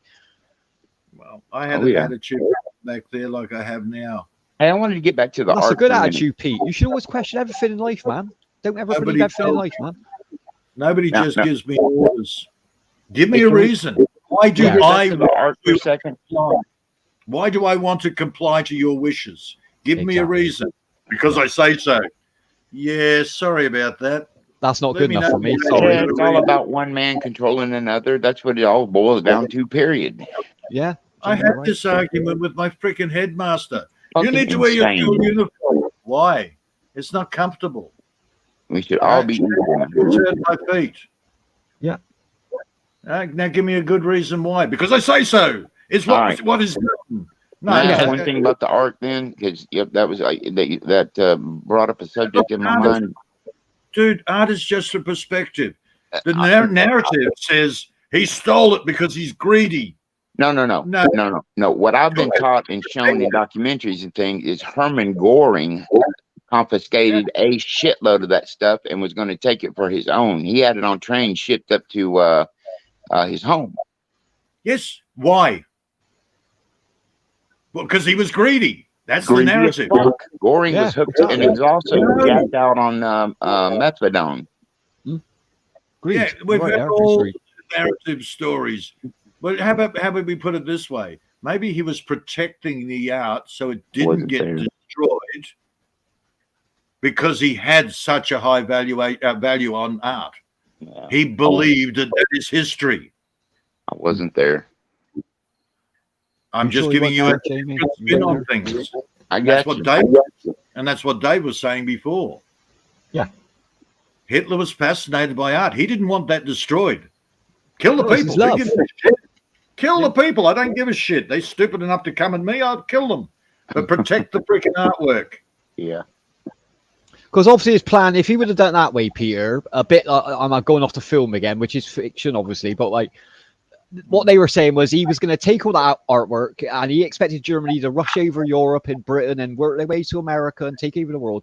Like, his plan was to keep all that artwork and have a massive Hitler museum in the middle of Germany, right? Yeah. But then obviously the Allies started pushing back when America joined in, and then they said, "Oh, he decided to destroy it all, put it in mines and blow it up."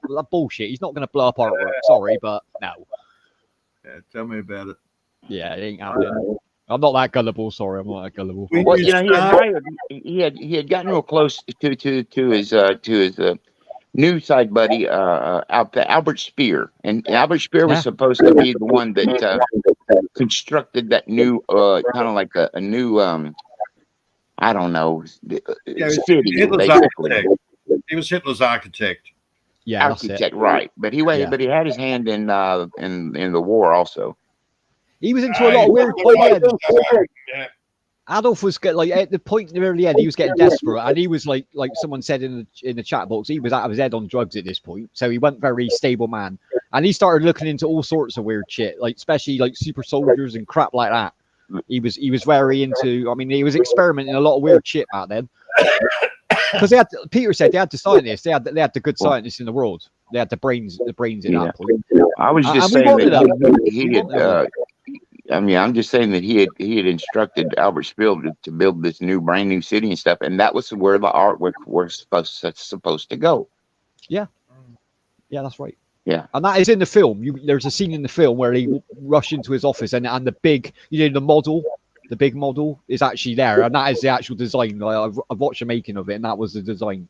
It never got made, obviously, but yeah, it was a massive museum like you've never seen before, to be honest. Was his lover? There you go, Jackson. His his lover.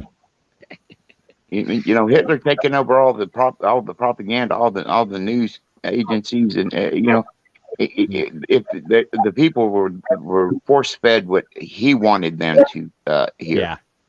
Well, you need a bad guy, Jamie. Bit like Scarface. They point the finger. I'm the fucking bad guy. You need a scapegoat every time, don't you? Someone's got to get played. Yeah, and then they cornered him in a bunker, and then he shot his wife and shot himself in the fucking head. Apparently, did that happen though, Peter? Do you reckon he made it to Switzerland? The bomb. He made it to Switzerland. I heard he made it. They claim somebody's got the body and it's burnt. You know. I heard that. Yeah, I heard that as well. The remains. I have heard so many friggin' rabbit holes. Hitler's. I know. I've heard that he got away. He escaped. He's in Argentina. Blah blah blah. Armani told me he's on the island with Michael Jackson. I don't know if that's true.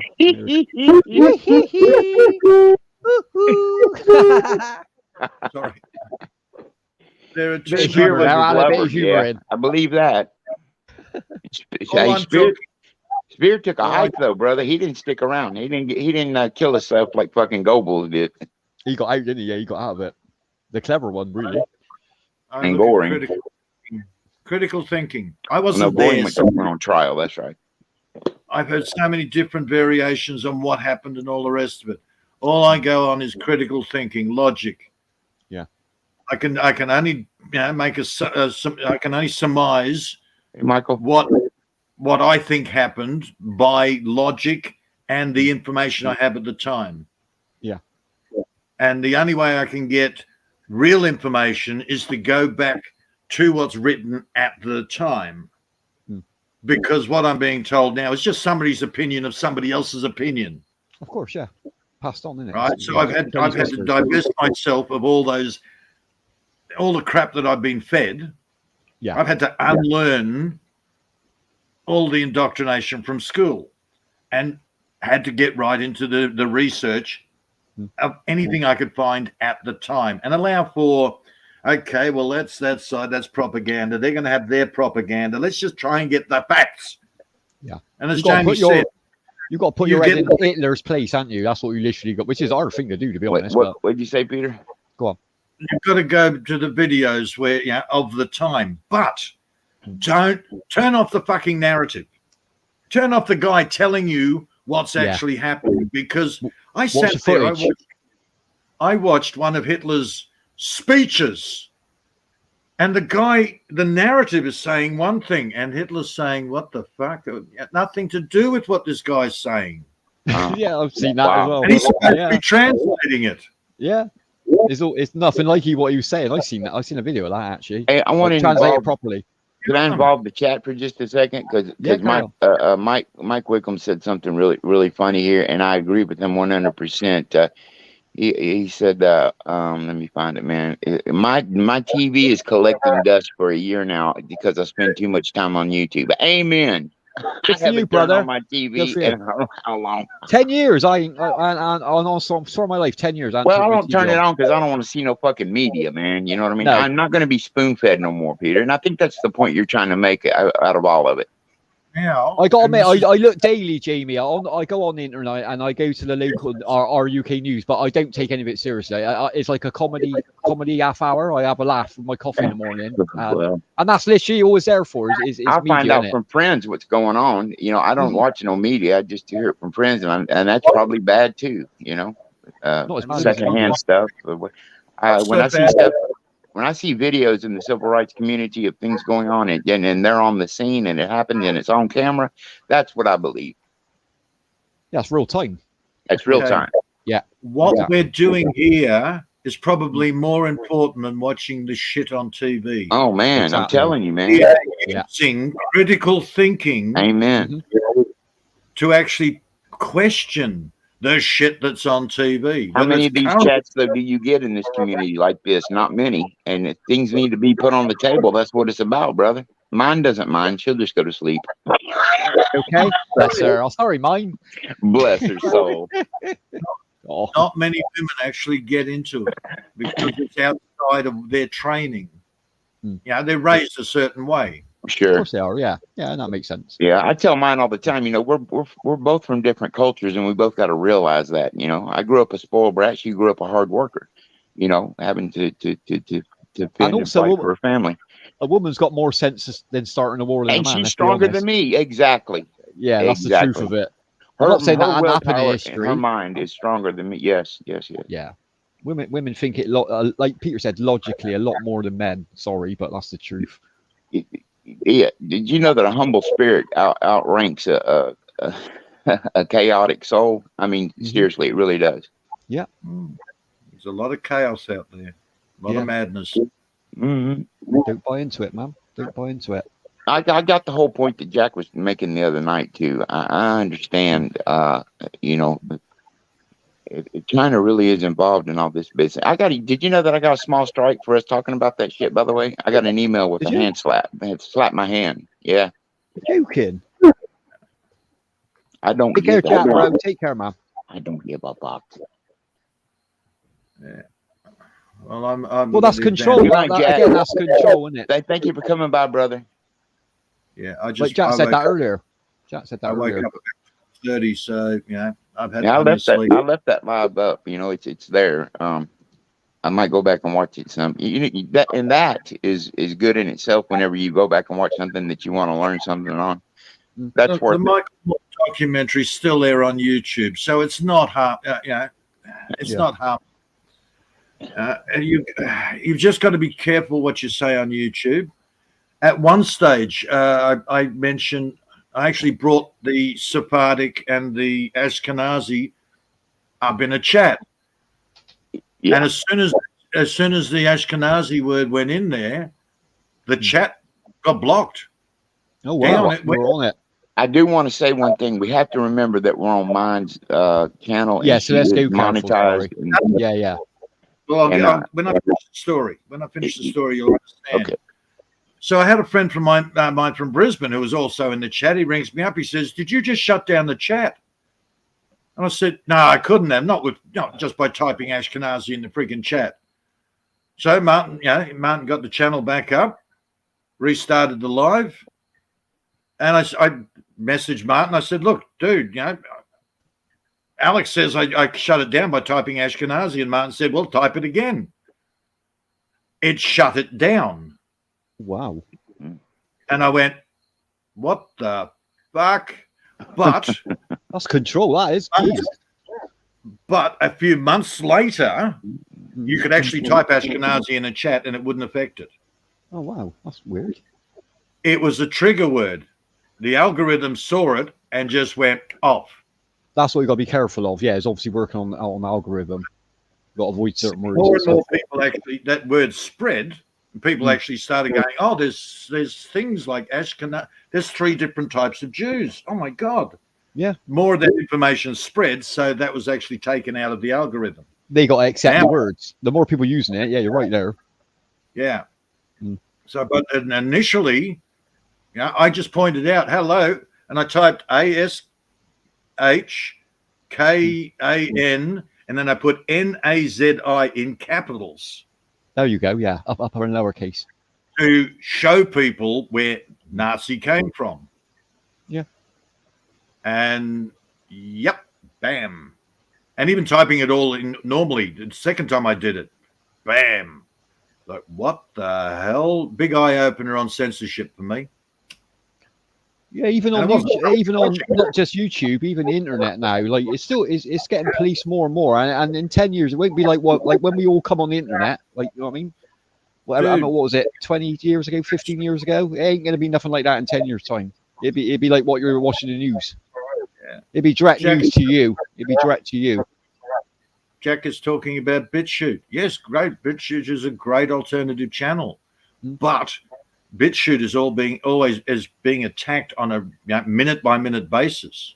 They're getting hacked everything, They're- aren't they? They're trying to hack the hell out of that and tear it down. Yeah. So poor Mike, whatever his name is, who runs BitChute, I think it's He's Mike. struggling, isn't he? Yeah, I can't remember his surname. Guy, he's had he can't, his bank account's been frozen. Yeah, they stopped his They- funds. Yeah, I heard that. Well, Jack really made a good. Jack really made a good comment here. Where all the truthers have gone because YouTube deleted them all. Exactly, Oh. Jamie. Yeah, that's true. That Yeah. is. Forget Discord. Discord is untrustworthy. But Fuck obviously, Discord. I've never used. Discord. Never. I use it, but like, yeah, they're I don't like watching everything on that as well. Because you're in voice as well. They record everything. The very every word fucking Discord ought to be a red flag for you. Come on. thing. It's all right for Good shit. gaming, Jay. If you keep off subjects, I wouldn't do topics on there. We don't use it for gaming. Oh God! Every time I've gotten an invite, all it is fucking somebody getting lynch mobbed. You know what I mean? Oh, is it? Virtually. I don't go on them. I'm in like gamer groups on there. I haven't done like the social side. I just don't like all that chaos, man. Nah, fuck all that. Ain't worth the stress, man. Got BitChute enough on YouTube for God's sakes. Exactly. Yeah, it's bad enough on here. Okay. BitChute at the present Legacy. moment is the leader in the truther channels, but they're also, there's a lot of nutters too far the other way. Yeah, of course. Yeah. Again, discernment. Anything you watch, do the research. Don't just listen to somebody's babble. Do the research. Confirm it. I got you, brother. I'm about that too. I'm about proof. Yep. Yeah. You know, we Well, talked well, about Listen, we talked about a fella the other night. You know, that kind of got railroaded, and nobody has shown no proof of that at all. So I'm not going to be able to form an opinion until I see. I agree with you, proof. Jamie. Yeah, I'm not going to judge the guy until I know he Cannot comes do out. that. That so No, much of until that shit goes on YouTube. He's this, he's that. Don't. You know. We've all heard the other It's side, real. Jamie, Go to the but we person haven't heard himself from him, and have ask we? them. You know. Yeah, we have. When we hear his side, then I'll make my decision. But I've only heard the other side so far. I'm not going to make a decision on one side of a story. Sorry. This That's guy, unfair. who's to know with no proof on paper? He was railroaded horribly bad. Yeah. With a horrible reputation. All of a sudden, just like that. But nobody ever showed no proof. Peter, you agree with me on that? We talked about that. Dude, it's like a bunch of old ladies sitting in the knitting circle going, Yeah. did you hear about Edna? Yeah. Yeah, that's Oh, it. yeah. Before she died, oh no, she was running a brothel. Oh my God, she was doing 10 men a day. RC blog. Hello. I'd Welcome in, love to ask RC. Edna. Yeah, I'd love to ask Edna about that, but unfortunately, she's dead. Yeah, there's no. Yeah, you can't get the. Makes you so laugh, doesn't it? the accusations running around YouTube, it's like a pack of little old ladies in a knitting circle. It really is, dude. It really. It's backwards, isn't it? If you think it logically, Peter, what you just said then, like Like you can't get the truth on you. You can't. Let's say the internet. Let's not say YouTube, but you can't get the pure truth, right? But you can literally come onto an internet and say what the fuck you want. That isn't freedom of speech. I could accuse anyone in that chat box of being something, and someone's going to believe me. Someone's going to run to another show and go, "Did you hear what Dre said about so and so?" And then that goes round until everyone believes it, and then that person gets ousted. That's fucking wrong. It's very simple. It's very simple. Oh, I hate him too. I'm going to take this rumor and I'm going to spread it and make it worse. I'll add a little bit in. And I used to hate this guy, but he's now agreeing with me because we both hate this one, so we're now friends. Yeah, exactly. Oh, for fuck's sake! You know why my reputation? You know why my reputation's in the toilet? Because when I drink, I step on people's toes because I can see right through them. People don't want to fucking hear that shit. They don't want to be called out. I want it to all be rainbows and fucking unicorns. Life is not like that, and so I consider YouTube shouldn't be like that. You know. But what you just said then, Jamie. See, Peter's had the same recently, but this is what I'm saying to you, Jamie. Like you just said, my reputation is in tatters. It's not in tatters because the people who are saying it doesn't matter. The people who know you and who are friends of yours know that ain't true. So don't worry about what other people are saying. Trust me. Well, it's just that I step over the line, and I should not do that. I agree, you know. And then when I'm drinking, I will call somebody out on what I believe is going on with them. They do not like that. They make videos of me. Then blah blah blah. It's kind of like what do you call it? There is a word. Some kind of propaganda, whatever. I told you my opinion on the chat between trolls. I said, when did they allow the people in the nuthatch to have mobile phones? Yeah, I remember when you said that to me. I'm looking at the dialogue between them going, where does this make sense? They're even backstabbing each other while they're talking to each other. Okay, there's no unity, Pete, is there at all? Can I give an example here? I don't want it to be all about me, but you know, I can look. Me and Mike Whitcomb go back to day one of me coming on YouTube. One of the first guys I ever met. Have me and him ever had a bad word with each other? No, because he's real. Okay, that's all I'm about. That's what I want. He'll attest to that. We have always gotten along. Now he has different opinions. Peter, you have different opinions from me, David, but we're real. Exactly. I'm not talking about real. That's the difference. Mike's got a brain that works. There you go. Yeah, it's because Mike's sensible. Sensible. Common sense. That's it. That's another one. Yeah, common sense, man. He has cognitive ability. He has critical thinking. He looks at it and tries to work out the truth instead of it feels right at the time. Dude, that's a hormonal freaking woman. Get over yourself. You've heard that saying, Peter, haven't you? Jump on the bandwagon. Oh, in a heartbeat. That's YouTube in a nutshell to me. Jump on the bandwagon. Come on, the horses are going. Let everyone jump on and we'll slate this guy. When I first got outed, when I first got outed out of the old community, I just thought it was a laugh at first. I thought this is never going to happen. But fuck, every channel I was going to support, I was blocked all of a sudden. They got together, man, and conspired. Now that's not in my head. That's fucking truth. People I never did nothing to ever but support them had blocked me off of this bullshit. Jamie, that really kind of, you know, that might have exacerbated my drinking, don't you think? Of course it would. Yeah, of course it's going to stress you out more. Not cool at all, man. Come to me and talk to me about things. Don't just fucking go on the word of somebody bashing on our live stream. Jamie. And we're all guilty of getting caught up in that. We're all guilty of getting caught up in that shit. That's ridiculous. Enemy of my enemy is my friend. That's how they get together. Yeah, they don't like each other. They don't stab each other in the back. No, they stab each other in the back when they finish with you. Trust me. But they'll get together because you're the enemy. I feel like half of this shit that's done to me now is like a jealousy or some shit, man. It is jealousy at this point. Yeah. Because there's safety in numbers. That's what Peter's saying. Like, they ain't do it on their own. They need a gang of them. It's gang mentality. Or pussies. They do it on the ring. Well, I heard some of the shit. It doesn't make sense. What they say doesn't make sense, but I the know bunch that, of man. I know that, brother. When I'm sober, I know that. You know, but I when don't they think get Heidi would together, mind me. Well, go ahead. but when they get together and say the same nonsense, they actually believe it's real because he's saying it as well as me. No, he's just repeating your stupidity, dude. I've told you when they sit there and they go, they can't get over the me mentality. They have no idea of concept. I've told you that. I proved it the other night on Maria's chat. Whatever I said, it was all about him. I told a story that was about somebody else completely. Oh, you're talking about me? Martina, come up and save us. It's like, dude, seriously. No, I'm not even going to deal with this anymore. I just went block. Now I'm talking about him. But it was stories, about other people, but he took it as personal. Everything was about it's ridiculous. Yeah, I know. You've said that. Yeah. It's ridiculous. Me mentality, isn't it?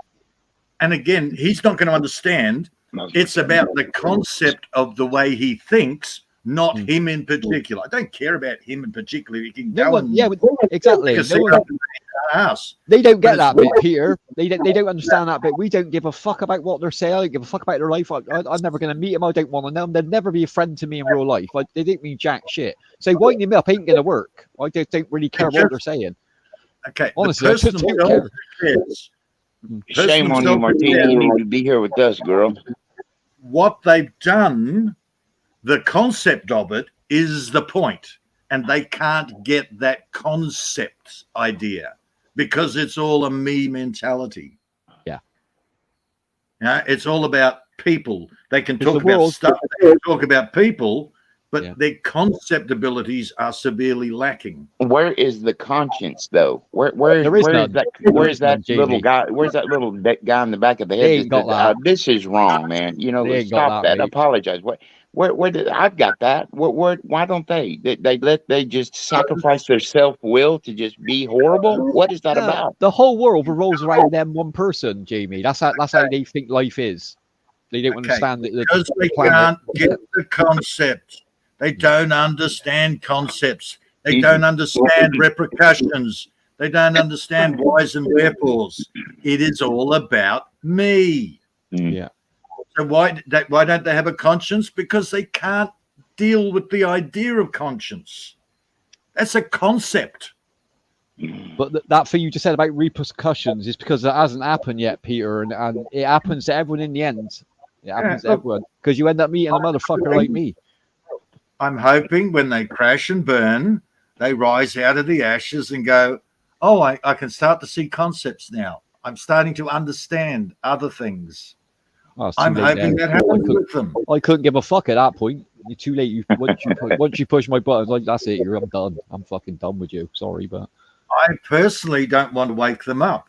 Maybe what we're talking about. Me, don't you have is aiding, we're being guided to aid them in their wake up, but I'm not specifically aiming out to wake people up. I know, yeah. I just want to have a chat and learn shit myself. Of course, yeah. Yeah. Better person yourself, yeah, of course. That's the aim of life, isn't it, at the end of the day?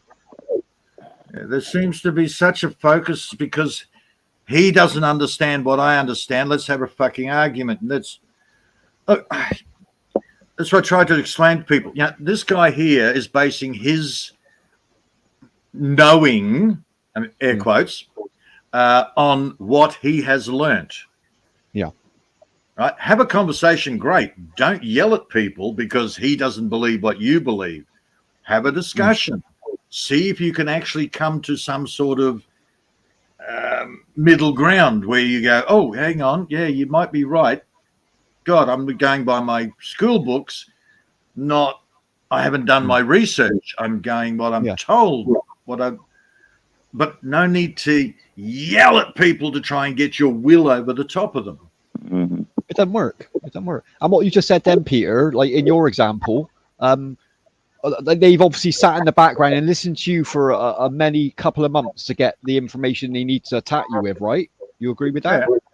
Now, why you were saying that live at the time? if they wanted to discuss it with you, why didn't they pop up in the chat box or come up on the panel and say, Peter, like, would you explain that bit? They don't want to do that. They want to sit in the background where they can't be seen, gathering information and try and you. Why? How can they use something against you when you've openly spoke about on a public forum? How thick have you got to be? It's your brain dead fucks. That's exactly right. No, it's better than that. It's better than that. No, they'll come up on a panel and start yelling this same inane shit over the top and not give you a chance to it. And if you do get a chance to say something back, they'll still yell over the top because that's logic to them.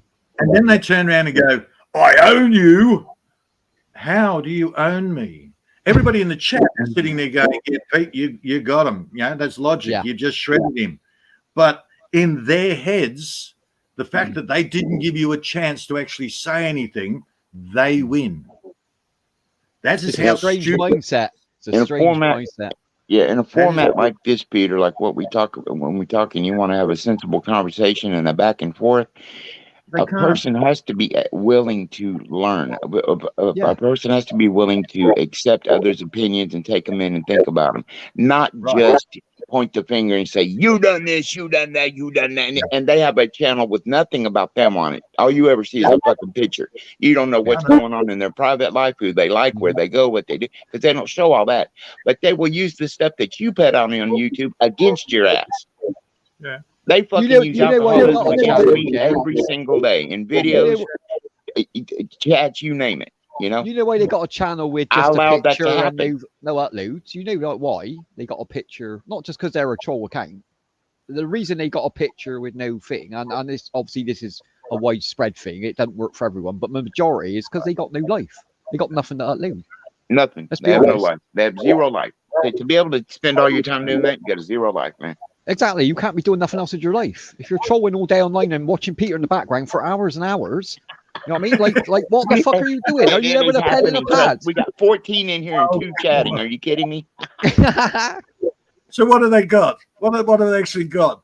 I'm an old seriously, I'm an old pensioner. Well, I'm about 5 years off from getting a pension, but don't worry about the details. And apparently I'm in love with mowing a lawn. And it's like, yeah, it's okay. No, you're an idiot because I mow the lawn to bring the grass in to grow my fucking vegetables. And it also fireproofs my property because if I didn't mow it back, come up to the house. It is what it is. Forget logic. The best they got is I'm an old pensioner. Or my somebody whinging about my. Well, it goes back to jealousy, Peter. Yeah, that's jealousy. And let's be honest, Peter. These people couldn't even turn a lawnmower on. Let's be honest. These guys ain't got the brain intelligence to fucking plug a lawnmower and press the button. That's how fucked they are. Come on. Yeah, God. Why go, bitch? Why go? Again, I don't care about them, but that's the sort of mentality. Yeah, I'm talking concepts, you friggin' idiots. Right, way above their station, Peter. They never understand you saying that to them. That's way above. That's over their head and gone. That's out of the realm of. That's why I give up. I understand what you're saying, Peter. And like trying to teach someone is a good thing in life, but people like I can't be fucked. I got better things to do with my life than do that shit. Which is where I came back into the original part of the chat. Everybody has their own levels of understanding. Listen, that's what makes the world go around, man. Is somebody's opinion. If it's all the same, it'd be a shit world. You know? Yeah. If you want to talk about, rebuilding a bloody diesel truck, hell, I'm all ears because I don't know shit about that. I rebuild cars. I've rebuilt cars, but not a big ass bloody diesel motor. They confuse the hell out of me. Yeah, even though they're fuel engines, I'm alright, but not diesels, to be honest. I'm not. They're supposed to be simpler in operation, but oh my god, I hate working on the bloody things. I'm learning. I understand the combustion. I understand the glow plug up to spark plug and stuff like that, but I couldn't rebuild. I could rebuild a normal engine, a petrol engine. They're basically just glow plugs, you know. Yeah, because it burns it at a lower temperature, doesn't it? Obviously, that's the difference. Well, the glow plug is just heated up and started. Yeah, exactly. Then the glow plugs don't work. It's just all on compression. I understand all the physics of it. I can rebuild the motor. Yeah, but I can't feel it. Like a petrol motor, I can hear the motor. I can feel what's going on. Yeah, and I can 100%. diagnose the problem just by the noise. Yeah. A Yeah, of course you can. Yeah, A diesel is a diesel is almost like pushing sludge. Is what it feels like. That's a good way of explaining it, Jamie. My dad always said to me about petrol. He said, like, you need three things on a petrol. You need your spark, you need your air. I mean, and obviously you need an outlet, and that's it. It's so simple. It's like breathing. Yeah, I mean, one it's of like my breathing. bosses had a Jaguar, and it was a diesel. And we'd take it down sometimes to New Orleans on a overnight visit. Oh, cool. And that thing took forever to get up to top speed, man. Okay, so now they're a lot better made. nowadays. They got the injection systems on the TIDs and that, turbo diesels and that. It's a lot better now. I think that was a Jaguar XO. I can't remember now what it was. It was a nice one. Yeah, they're nice, man. So now I got the feeling behind the point I'm going to make. Okay. Is I don't know everything. I know certain aspects. Other people know certain aspects. And because I don't know their shit doesn't mean their shit's wrong. Yeah, they have their form of knowledge. That's I have very true. That's true. my research. And that's what a conversation is. Swap research. Sure. Learn off each other. Yeah, you're right. All right. And you've got to remember that other people have come at things a different way. Like I've got a friend of mine over in Western Australia. He's got himself a channel, and he's actually getting to the same point I am, but he's gone through the crystal singing, the woo-woo stuff, but he's actually coming to the same conclusions. I've gone through history, legal, theosophical, religious stuff, regardless of what religion. And I've come to this point, and he's now coming to the same point, but through a way different way of doing things. No, and it's like, dude, how the hell did you get here? Now, there's various paths to enlightenment, there's the Buddha likes to say. Yeah. All right. There's no one path. No, Unlike the Christian, you have to take the middle path. No, to enlightenment. To greater, and enlightenment just means greater understanding. Yeah. Being able to see more of what's going on, being more understanding. Have an open mind. Open mind, Pete. That's what it means. Yeah. Yeah, open mind. And there are various paths, as you previously pointed out. You crashed and burned. You came to where you are now through a different path. Right? Hell, I crashed and burned for a different reason, and I've gotten to where I am, which is a lot more cognitive, I suppose, of everything, because of a crash and burn situation. Yeah. Right? It doesn't matter what caused the situation. A lot of people have that crash and burn moment, which gets them to start researching. Why did this happen to me? Why? Exactly. How do I deal with this? And we all come to that spiritual path, whether it's through logic, whether it's through crystal singing. Yeah. Doesn't matter what it is. I still use the old crystal. Yeah, it's a derogatory term. Yeah, I know what you're saying. But you're right about research, Pete. Like, how many times have you researched a subject, okay, and you've got all different information on your fingertips, okay? You've got all different views, and then you've got stuck. You've got so far in your research, and you've come to a dead end. All right. And to you, into your head, you're thinking there's no way forward, and then someone else will give you another point of view, and you're like, "Hang, I didn't look at it that way." That's right. Exactly. I need to come back a step. I took a wrong turn now. I need to come back a bit, follow the way you went for a bit, then find my way again. That's what we've got to do. Well, I have a different way of looking at that now. I go, okay, that's as much as I can find. Put a pin in it.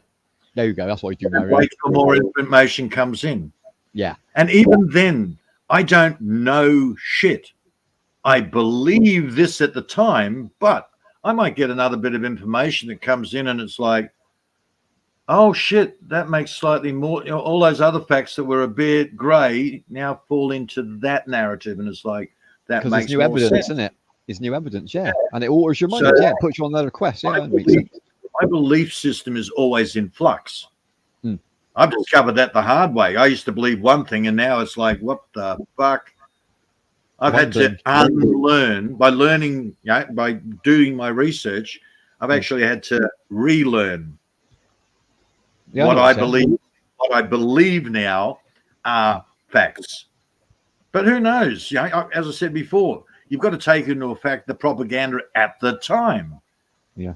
It's only somebody else's words and their particular emotional slant on what's going on at the time. But it's more reliable than somebody writing about somebody else's research into something that happened at the time. And that's what most of our school books are. And a lot of discoveries have done that, Pete. A lot of scientists, they were doing evidence and research. They got stuck, and it was left for hundreds of years sometimes until someone else picked it up, because times have moved on and there was more evidence and more understanding, and then they carried on with that. That evidence pushed them forward. Happens all the time. Yeah, and again, it's a trigger word, and I don't really want to do the trigger. It's just a concept. The big argument with flat Earth, round Earth, and you've got Neil Donald, whatever his name is, Tyson, going, no, it's pear-shaped. He's supposed to be the TV physics expert, and it's pear-shaped. And it's like, look, I don't give a flying rat's ass. As long as it's flat under my feet and I don't trip over shit, there you go. I care? Yeah. I know? Oh, no, I know, because I can prove it. No, you can't prove it. Get up in a fucking balloon, go about 60 miles up in the air, and then you can tell me. Yeah. But I can do this test, and so can they. They can. But you believe what you see with your eyes, Peter, don't you? Majority of the time, you know there's a curvature of the Earth. You understand the curvature of the Earth in a wide space. You know what I mean?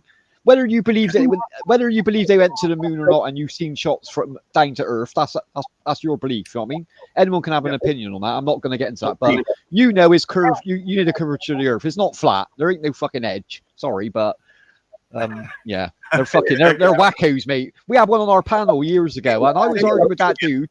Terry had a head fit on him. He triggered Terry like a fucker, mind this dude. Yeah, I swear he's winding us up. And again, we're going into the flat Earth, round Earth debate. Don't care about the debate. That's what you said. They can do their laser tests. They can do their other friggin' tests. I don't care. It's a belief system. Yeah. I don't know. I haven't personally gone up there and done it. I'm relying on the words of somebody else. This dude was saying to me, Peter, he said to me he was bouncing lasers off the moon. I was like, shut up, bruv. I said, what the fuck you on about? What the fuck? Look, I heard, that flat Earth, I just watched something recently. The flat Earth has pointed a laser so many miles and it's yada, yada, yada. And then you've got this Mr. Science character who I actually pulled holes in his argument, but I'll pull holes in both arguments. It doesn't really matter.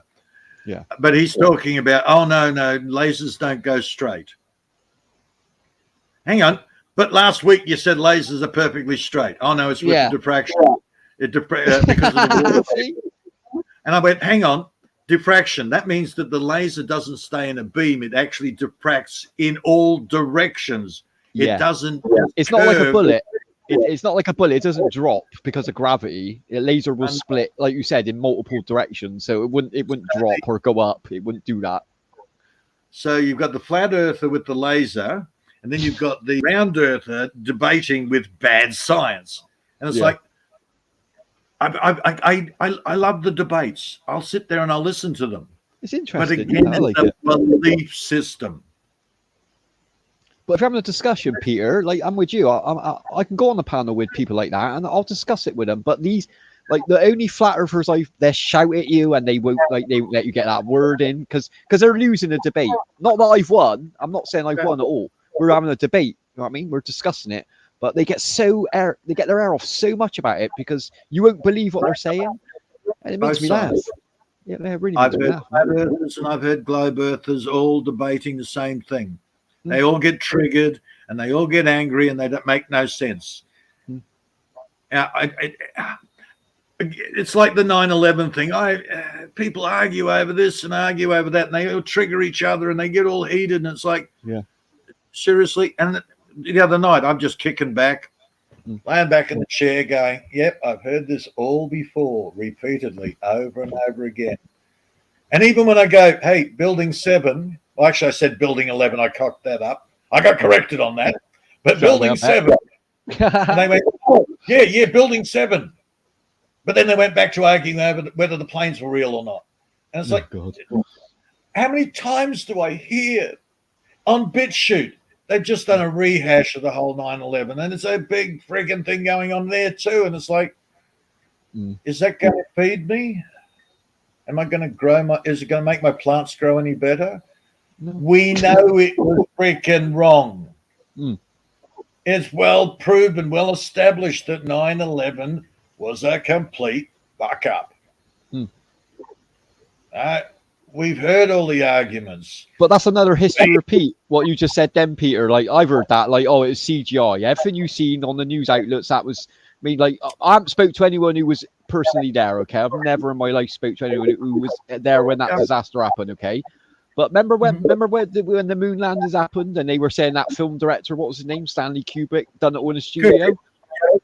So it's just a repeating like something that happened before, literally. It makes me laugh. I love it. Look, Star Wars is real, so don't spoil it for me. Oh no, that's true. No, I'm not debating that. Yeah, Jedi is a real religion. No one's going to Star Trek. Kirk has explored. Yeah, it's a cover up, but Kirk has been exploring the universe for years. Oh, he's still out there. He's still out there, man. What were we just? The latest one. You was on about 9/11. Sorry, you on about 9/11. Oh no, the moon landing. Oh, the moon landing. I want to know one question. If Neil Armstrong was the first one to get out of the capsule onto the moon, who was filming it? Who was filming it? Well, they say it's a robot, but that's bullshit. That's bullshit for a start. And there's so many things it proves that they didn't land as well. And then there's obviously a lot of proof to say they did land. So you got to make your own mind up, haven't you? At the end of the day, like no one's going to agree with everyone's point of view. Like same with there's no wind. There's no wind. The flag's literally flapping. There's no fucking atmosphere on the moon. There's no wind. The flag would be dead. The flag would be let down dead. Do you know what I mean? Okay, I concede to the fact that the original moon landing was staged. They had the battle with the Russians, and they staged it all up to prove that they were the first ones on the moon, and the Russians gave up after that. Yeah. Okay, I can see the propaganda war. I believe they went after that, Pete. That's my opinion. Like What you said, it happened was now? just a race. It was a race between countries, and they just wanted to be the first one there. And that makes the most sense to me. Yeah, that's what I come to conclusion-wise. But then do they have the rockets bouncing off the inside of the dome? Hey, there's convincing videos on that. Are they CGI? Are they what? Who knows? How does it affect my life?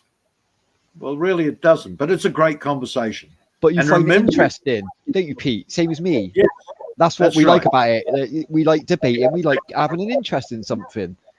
It's just chismet. It's just gossip. It's just a conversation. Yeah. It's my life is not going to change. No.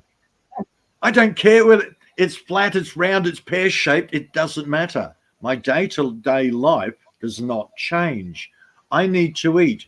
I need to grow my food. I need to worry about, hey, when is the rain coming? Because it hasn't rained for 3 months and I got shit dying. Yeah. That's imagine you woke up tomorrow, Pete. Imagine you woke up tomorrow and there's a knock on your door, right? And you was like, who the fuck's this? Who's this here? Open the door and Steven Spielberg's there. And he's like, Peter, I got something to tell you. I filmed the fucking 9/11. It was me. You'd be like, wow. And then you go about your day, wouldn't you? No. I'd say, come for a coffee. Tell me how you did it, because you fucked up here. You'd ask me about Star Wars. You'd be like, hey, I'd be chatting about Star Wars for 13 hours with him. I wouldn't even mention the moon again. I'd fuck that. And that's what I'm trying to explain to people. Why am I on YouTube?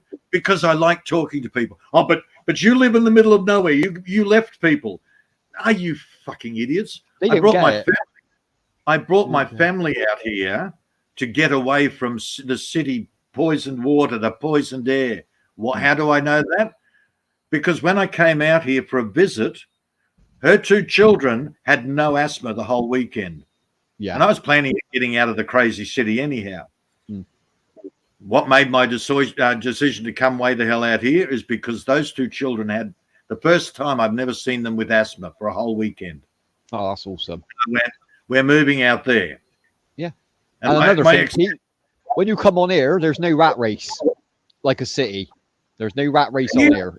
It's not constructed like a city. You know what I mean? It ain't the hustle and bustle. Internet's completely different to being in a city. So I understand why you moved out to the sticks. It makes perfect sense to me. Yeah. You Yeah, can still that's communicate why- with people. You can use this technology, still chat Yeah. and have your discussions and enjoy and have fun with people. But you ain't got to be in that stinking city. People fucking like going around Look, like right. rats all the time, making their money, paying their taxes, making someone else richer, and then dying and moaning all their life. I don't want to fucking live my life like that. Sorry, I don't want to do it. YouTube to me is somewhere to get together with your mates, have a chat, have a beer if you want, or a coffee or whatever. Yeah. But it's just sitting down with your freaking mates and having a bit of a good time. It's Yeah. a new version of the pub. It's a new version of the pub to me. This internet. Exactly. Yeah. Exactly. That's how I see YouTube. Hmm. And the girls like to sing. Yeah, it's like a bloody, a barbecue over a mate's place. All the pinnays go over there, do their karaoke, because that's what they love to do. And us dudes are sitting around cooking the food, having a bit of a whinge about our respective missuses or the crap during the week. Yeah. And hey, I didn't like what you did the other day. You're a fucking idiot. You nearly took your head off. Who was that? It's just general chat. Oh, I thought it meant me then. What did it do? But you do that with your mates. You course. sit around, you take the piss out of your mates when they do something stupid. Yeah. And this is the problem with the internet, Pete. What you just said then. What you do with your mates, I said this before about bantering. Like you go to the pub, right? Me, Peter, and Jamie sat on a pint, right? Now there's a guy at the bar saying about a girl that he's going out with another country. I don't give a fuck. That's none of my business. Yeah, look, it But can be they'll chat. harass Jamie. They'll harass Jamie, go around non-stop. Oh, you're never going to meet me, huh? You're never going to do that. It's none of their fucking business. Why have they got nothing going in their life? They're that interested. And It's unbelievable. I said to somebody the other day, I don't give a flying fuck about LDR. What's right for me and what's not right for me, that's got nothing to do with it. My opinion on LDR is whatever works for you. Exactly. Each to the ring. Each to the ring. Make some more go round, man. Okay, I'm going to mention his name because we all know him, Brett, with Deb. Now, for 3.5 years, their LDR relationship worked for them. Of course What it did. changed? Who the hell knows? But they were both quite happy with the situation it was for 3.5 years. Yeah. One of them I could could take go, a guess. Peter, I could take a wasn't- guess what you just said then, right? Now I know Brett and Deb, right? I don't know them personally. I don't really hang about with them in private, okay? And I know they didn't mind me chatting about it because it ain't my business anyway. I'm going to say this. Like you said, I knew they were going out for like 3.5 years, and they made a really sweet couple in my eyes, okay? Now, I can almost guarantee the reason they broke up was because other people started getting involved in their relationship online. That wouldn't surprise me. And Deb wanted more. I heard that from her. I haven't heard that, but I'm just saying, I can guarantee at some point, I know Brett was getting trolled, and I'm sure she was as well, because people can't mind their own fucking business online. They can't see someone happy. They can't do it, Pete. It's not in their instinct. Well, from what I got from Deb, she basically got to a stage where she wanted somebody real life. Okay, that's fair. That's fair enough. So she started looking for somebody real life because Brett can't do it. And that's fine. That's fine. And that's a bit like real life anyway. You go out, you date someone for a few years, then you get engaged, right? And then the course carries on, then you get married.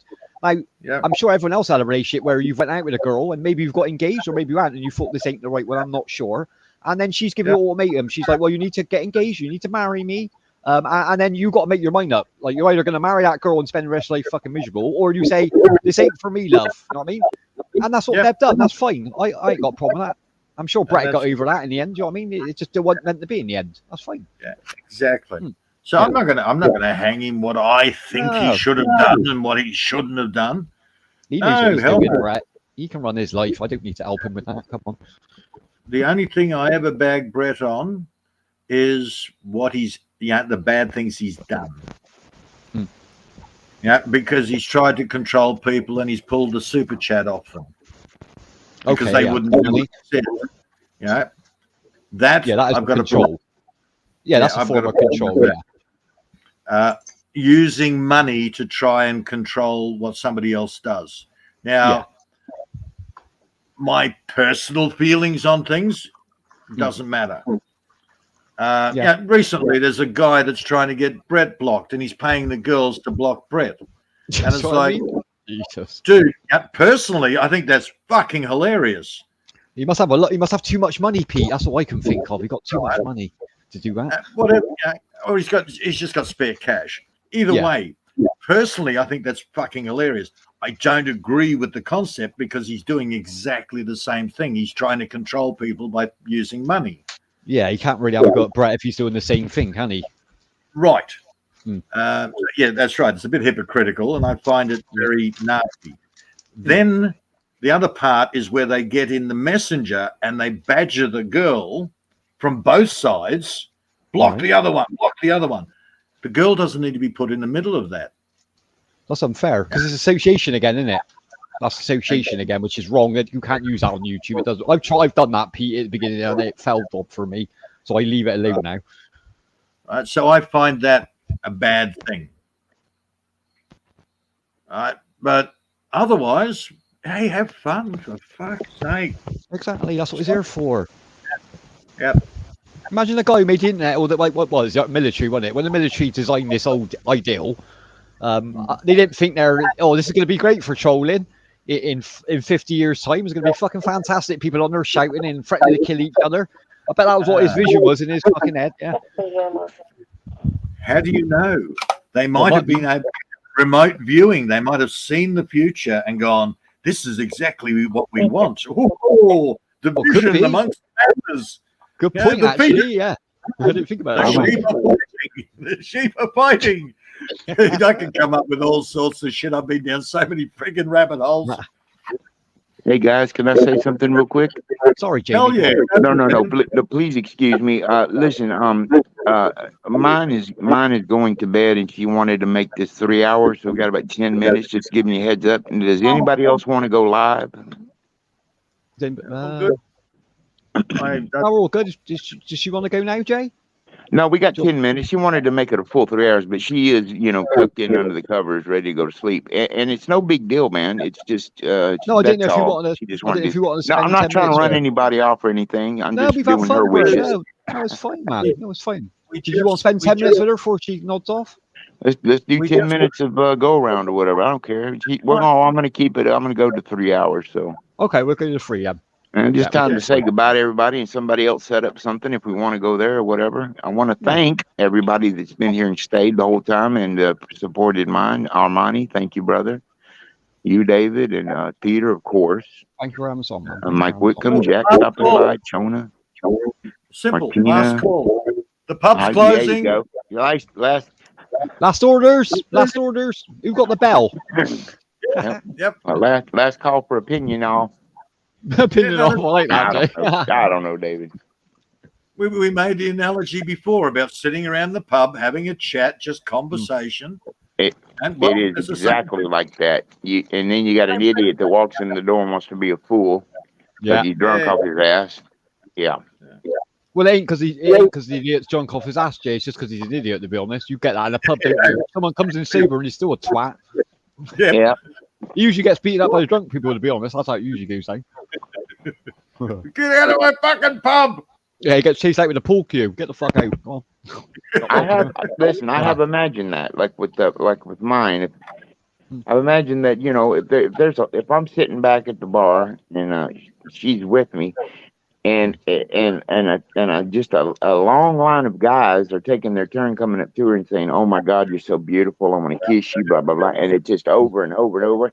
What is a guy that's with her supposed to do? Just sit there and take it? Are you fucking kidding? After a while, it kind of works on you. No, if you're there, no. If you're there, let me change your mindset. Let me change your mindset. Okay, good. Kick back and go. Yeah, I've got her, and realize that you're the special one. That's She loves the way you, I'm Jamie. looking at it. Listen, that's why I'm so happy now. That's why I'm looking at it, Peter. And that's why they can never touch you, Jamie. This is what I keep telling you. This is why they're jealous, because Heidi told me you're happy with your life. She said, you have one of the most unique and beautiful women on the planet. She's not like a natural panay, because she got round her eyes and stuff. I said, look, I don't care all about that. I love her heart and soul. Beauty is just a plus. That's like the icing on the cupcake. You know what I mean? You know as well as me, Jamie, with the Philippines. Sorry, Pete, go on. Are you worried that somebody's going to come in and steal her, Jamie? I am not. I'm just saying. After a while, it works on you a little bit, and so we cleared that up, and I just let her know. That's natural. That's natural, Jamie. It is. I'm not jealous in any aspect, and she's never once, ever, gone astray on me. She's as loyal as the day. What I'm trying to say in the end, Peter, is what you said before me is I'm very, very blessed and humbled to have her, and yes, I love it that so many guys would want to be with her. That shows I've got a really good woman. Remember, Jamie, you're not gonna find that much in the community. She picked you, brother. Accept it. She picked you. She didn't want to be with anyone else. She picked you. Oh, the other guys ain't good enough. It's not been an easy 22 months, and God love her. She's put up with a lot of shit. I mean, a lot. We've worked through it though, and she's what makes me stronger. It's just a slow process. Let me tell you something. Before I met her, the wheels on the train were spinning so backwards and so fast. Yeah, I know. It took a long time to get those slowed down and to start going forward again. Okay. But so that's how I am. I was in a bad, situation, and she's there to help me get out of it, and the rest is history. So I got her to thank for everything in my life now. How'd you know she wasn't sent into your life, Jamie, for that exact reason? She's not tried to change me. Now, I've been with women in real life that was a big mistake. They got with me because they wanted to try to change me. Listen to what I'm saying. How'd you know? You said you were in that position. He's not going to get it. Listen to what I'm saying, all right? Listen to what I'm saying. You just said that you were in that situation in your life before you met her where you felt like you weren't going forward. Right. So how do you know she wasn't sent in your life to push you forward? Send me an angel. That's how I look at it with ID. Because otherwise that'll eat you up. That jealousy. Don't go down that road. Dude, everything happens for a reason. I believe that. And I believe, something in the atmosphere or the world or the aura, whatever you want to call it, brought her to me at 55 years old when I met her. And I've never met another woman like that in my life, man. Then it's meant to be, brother. Just relax and enjoy it, man. Enjoy it. Remember the song, Jamie? Send me an angel. Oh, I love that song. Right. Perfect analogy, that, Peter. You're right. Hey, and David, and he'll get it. I told Heidi yesterday, I believe. I said, I said, I'm extremely blessed to have her in my life. I said, and David is a very, very lucky man. And you know what she commented back? This is the kind of friend I have. She goes, no, Jamie, we are the ones that are blessed to have you and David. Man, that is like golden, bro. To have good people in your life is a blessing, Jamie. You don't need money. You don't need anything else in your life. You need good people around you. That's all you need. That's what I need, man. And it's getting back to that. And I was a bit. I got to admit, I got to say something, Jamie. I got to say something about you just said then about I was a bit disappointed earlier. I know Peter wasn't there, but like when you were up on that other show earlier, I was a bit fucked off. I got to admit. And I've been thinking about all this show. I wasn't going to say anything, but I'm going to say it now. I was a bit fucked off the way you were treated on that last panel, to be honest.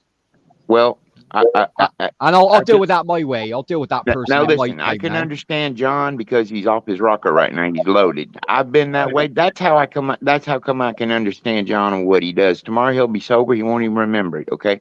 That's okay fine.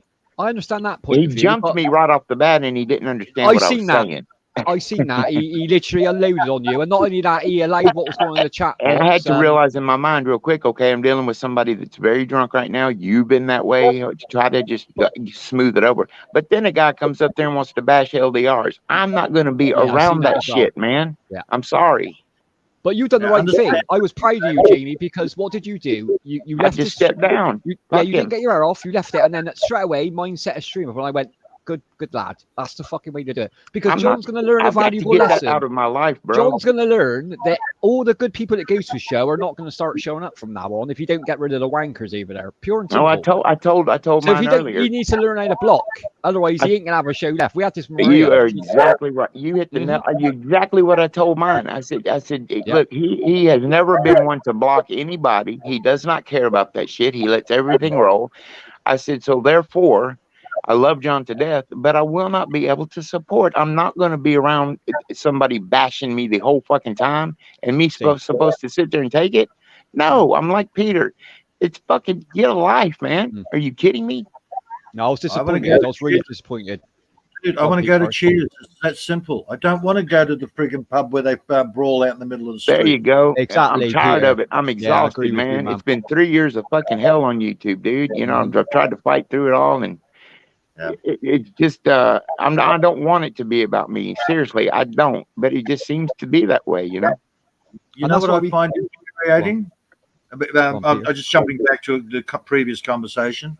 Is all the guys that are sitting there in the back door trying to, they're trying to backdoor you. Yeah. That I find really sad. It is sad. When you start to understand the amount of women that are out there, and these guys have this scarcity mentality, it's like, dude, get out, get real life. There's fucking women everywhere. But Peter, it don't matter how many women are out there. They're assholes. They're never going to get a woman. Listen, every time I'm a very passionate romantic at heart. Okay, so that's why I put up videos of mine sometimes and how much I love her, and just want to show her off. It's not because, and I get told this all the time. It's not because I want a decoration on my arm. That is fucking bullshit. I love this woman with all my heart and soul. Okay, I'm proud, and I want other women to know that I'm with her, so that they're not flirting with me. It makes it easier for mine, to be around. I know why you do it, Jamie. I do it myself. I'm not doing anything intentional or to hurt nobody anymore. I'm just being me, and I'm getting attacked from every angle. You know, the reason you put these videos up, Jamie. The reason you put these videos, it'd be the same reason I do it, and I do it as well. Is because on that day you feel so much in love that you feel like you're going to explode, and you've got to express your feelings somehow. And it ain't enough. Ain't enough. I'm blessed to have y'all as friends. That's all I can say. Well, I just get infuriated by the fact that the guys are such weasels. They are such pathetic men. They're not men. They're guys. They're not men. Yeah, they're not men. Well, the only way, dude, balls, get up your fucking fat asses. I don't care whether you're dying or whatever. Yeah, there are women out there. They're going to nurse you until you're dead, so long as you leave them your bloody insurance money. Here,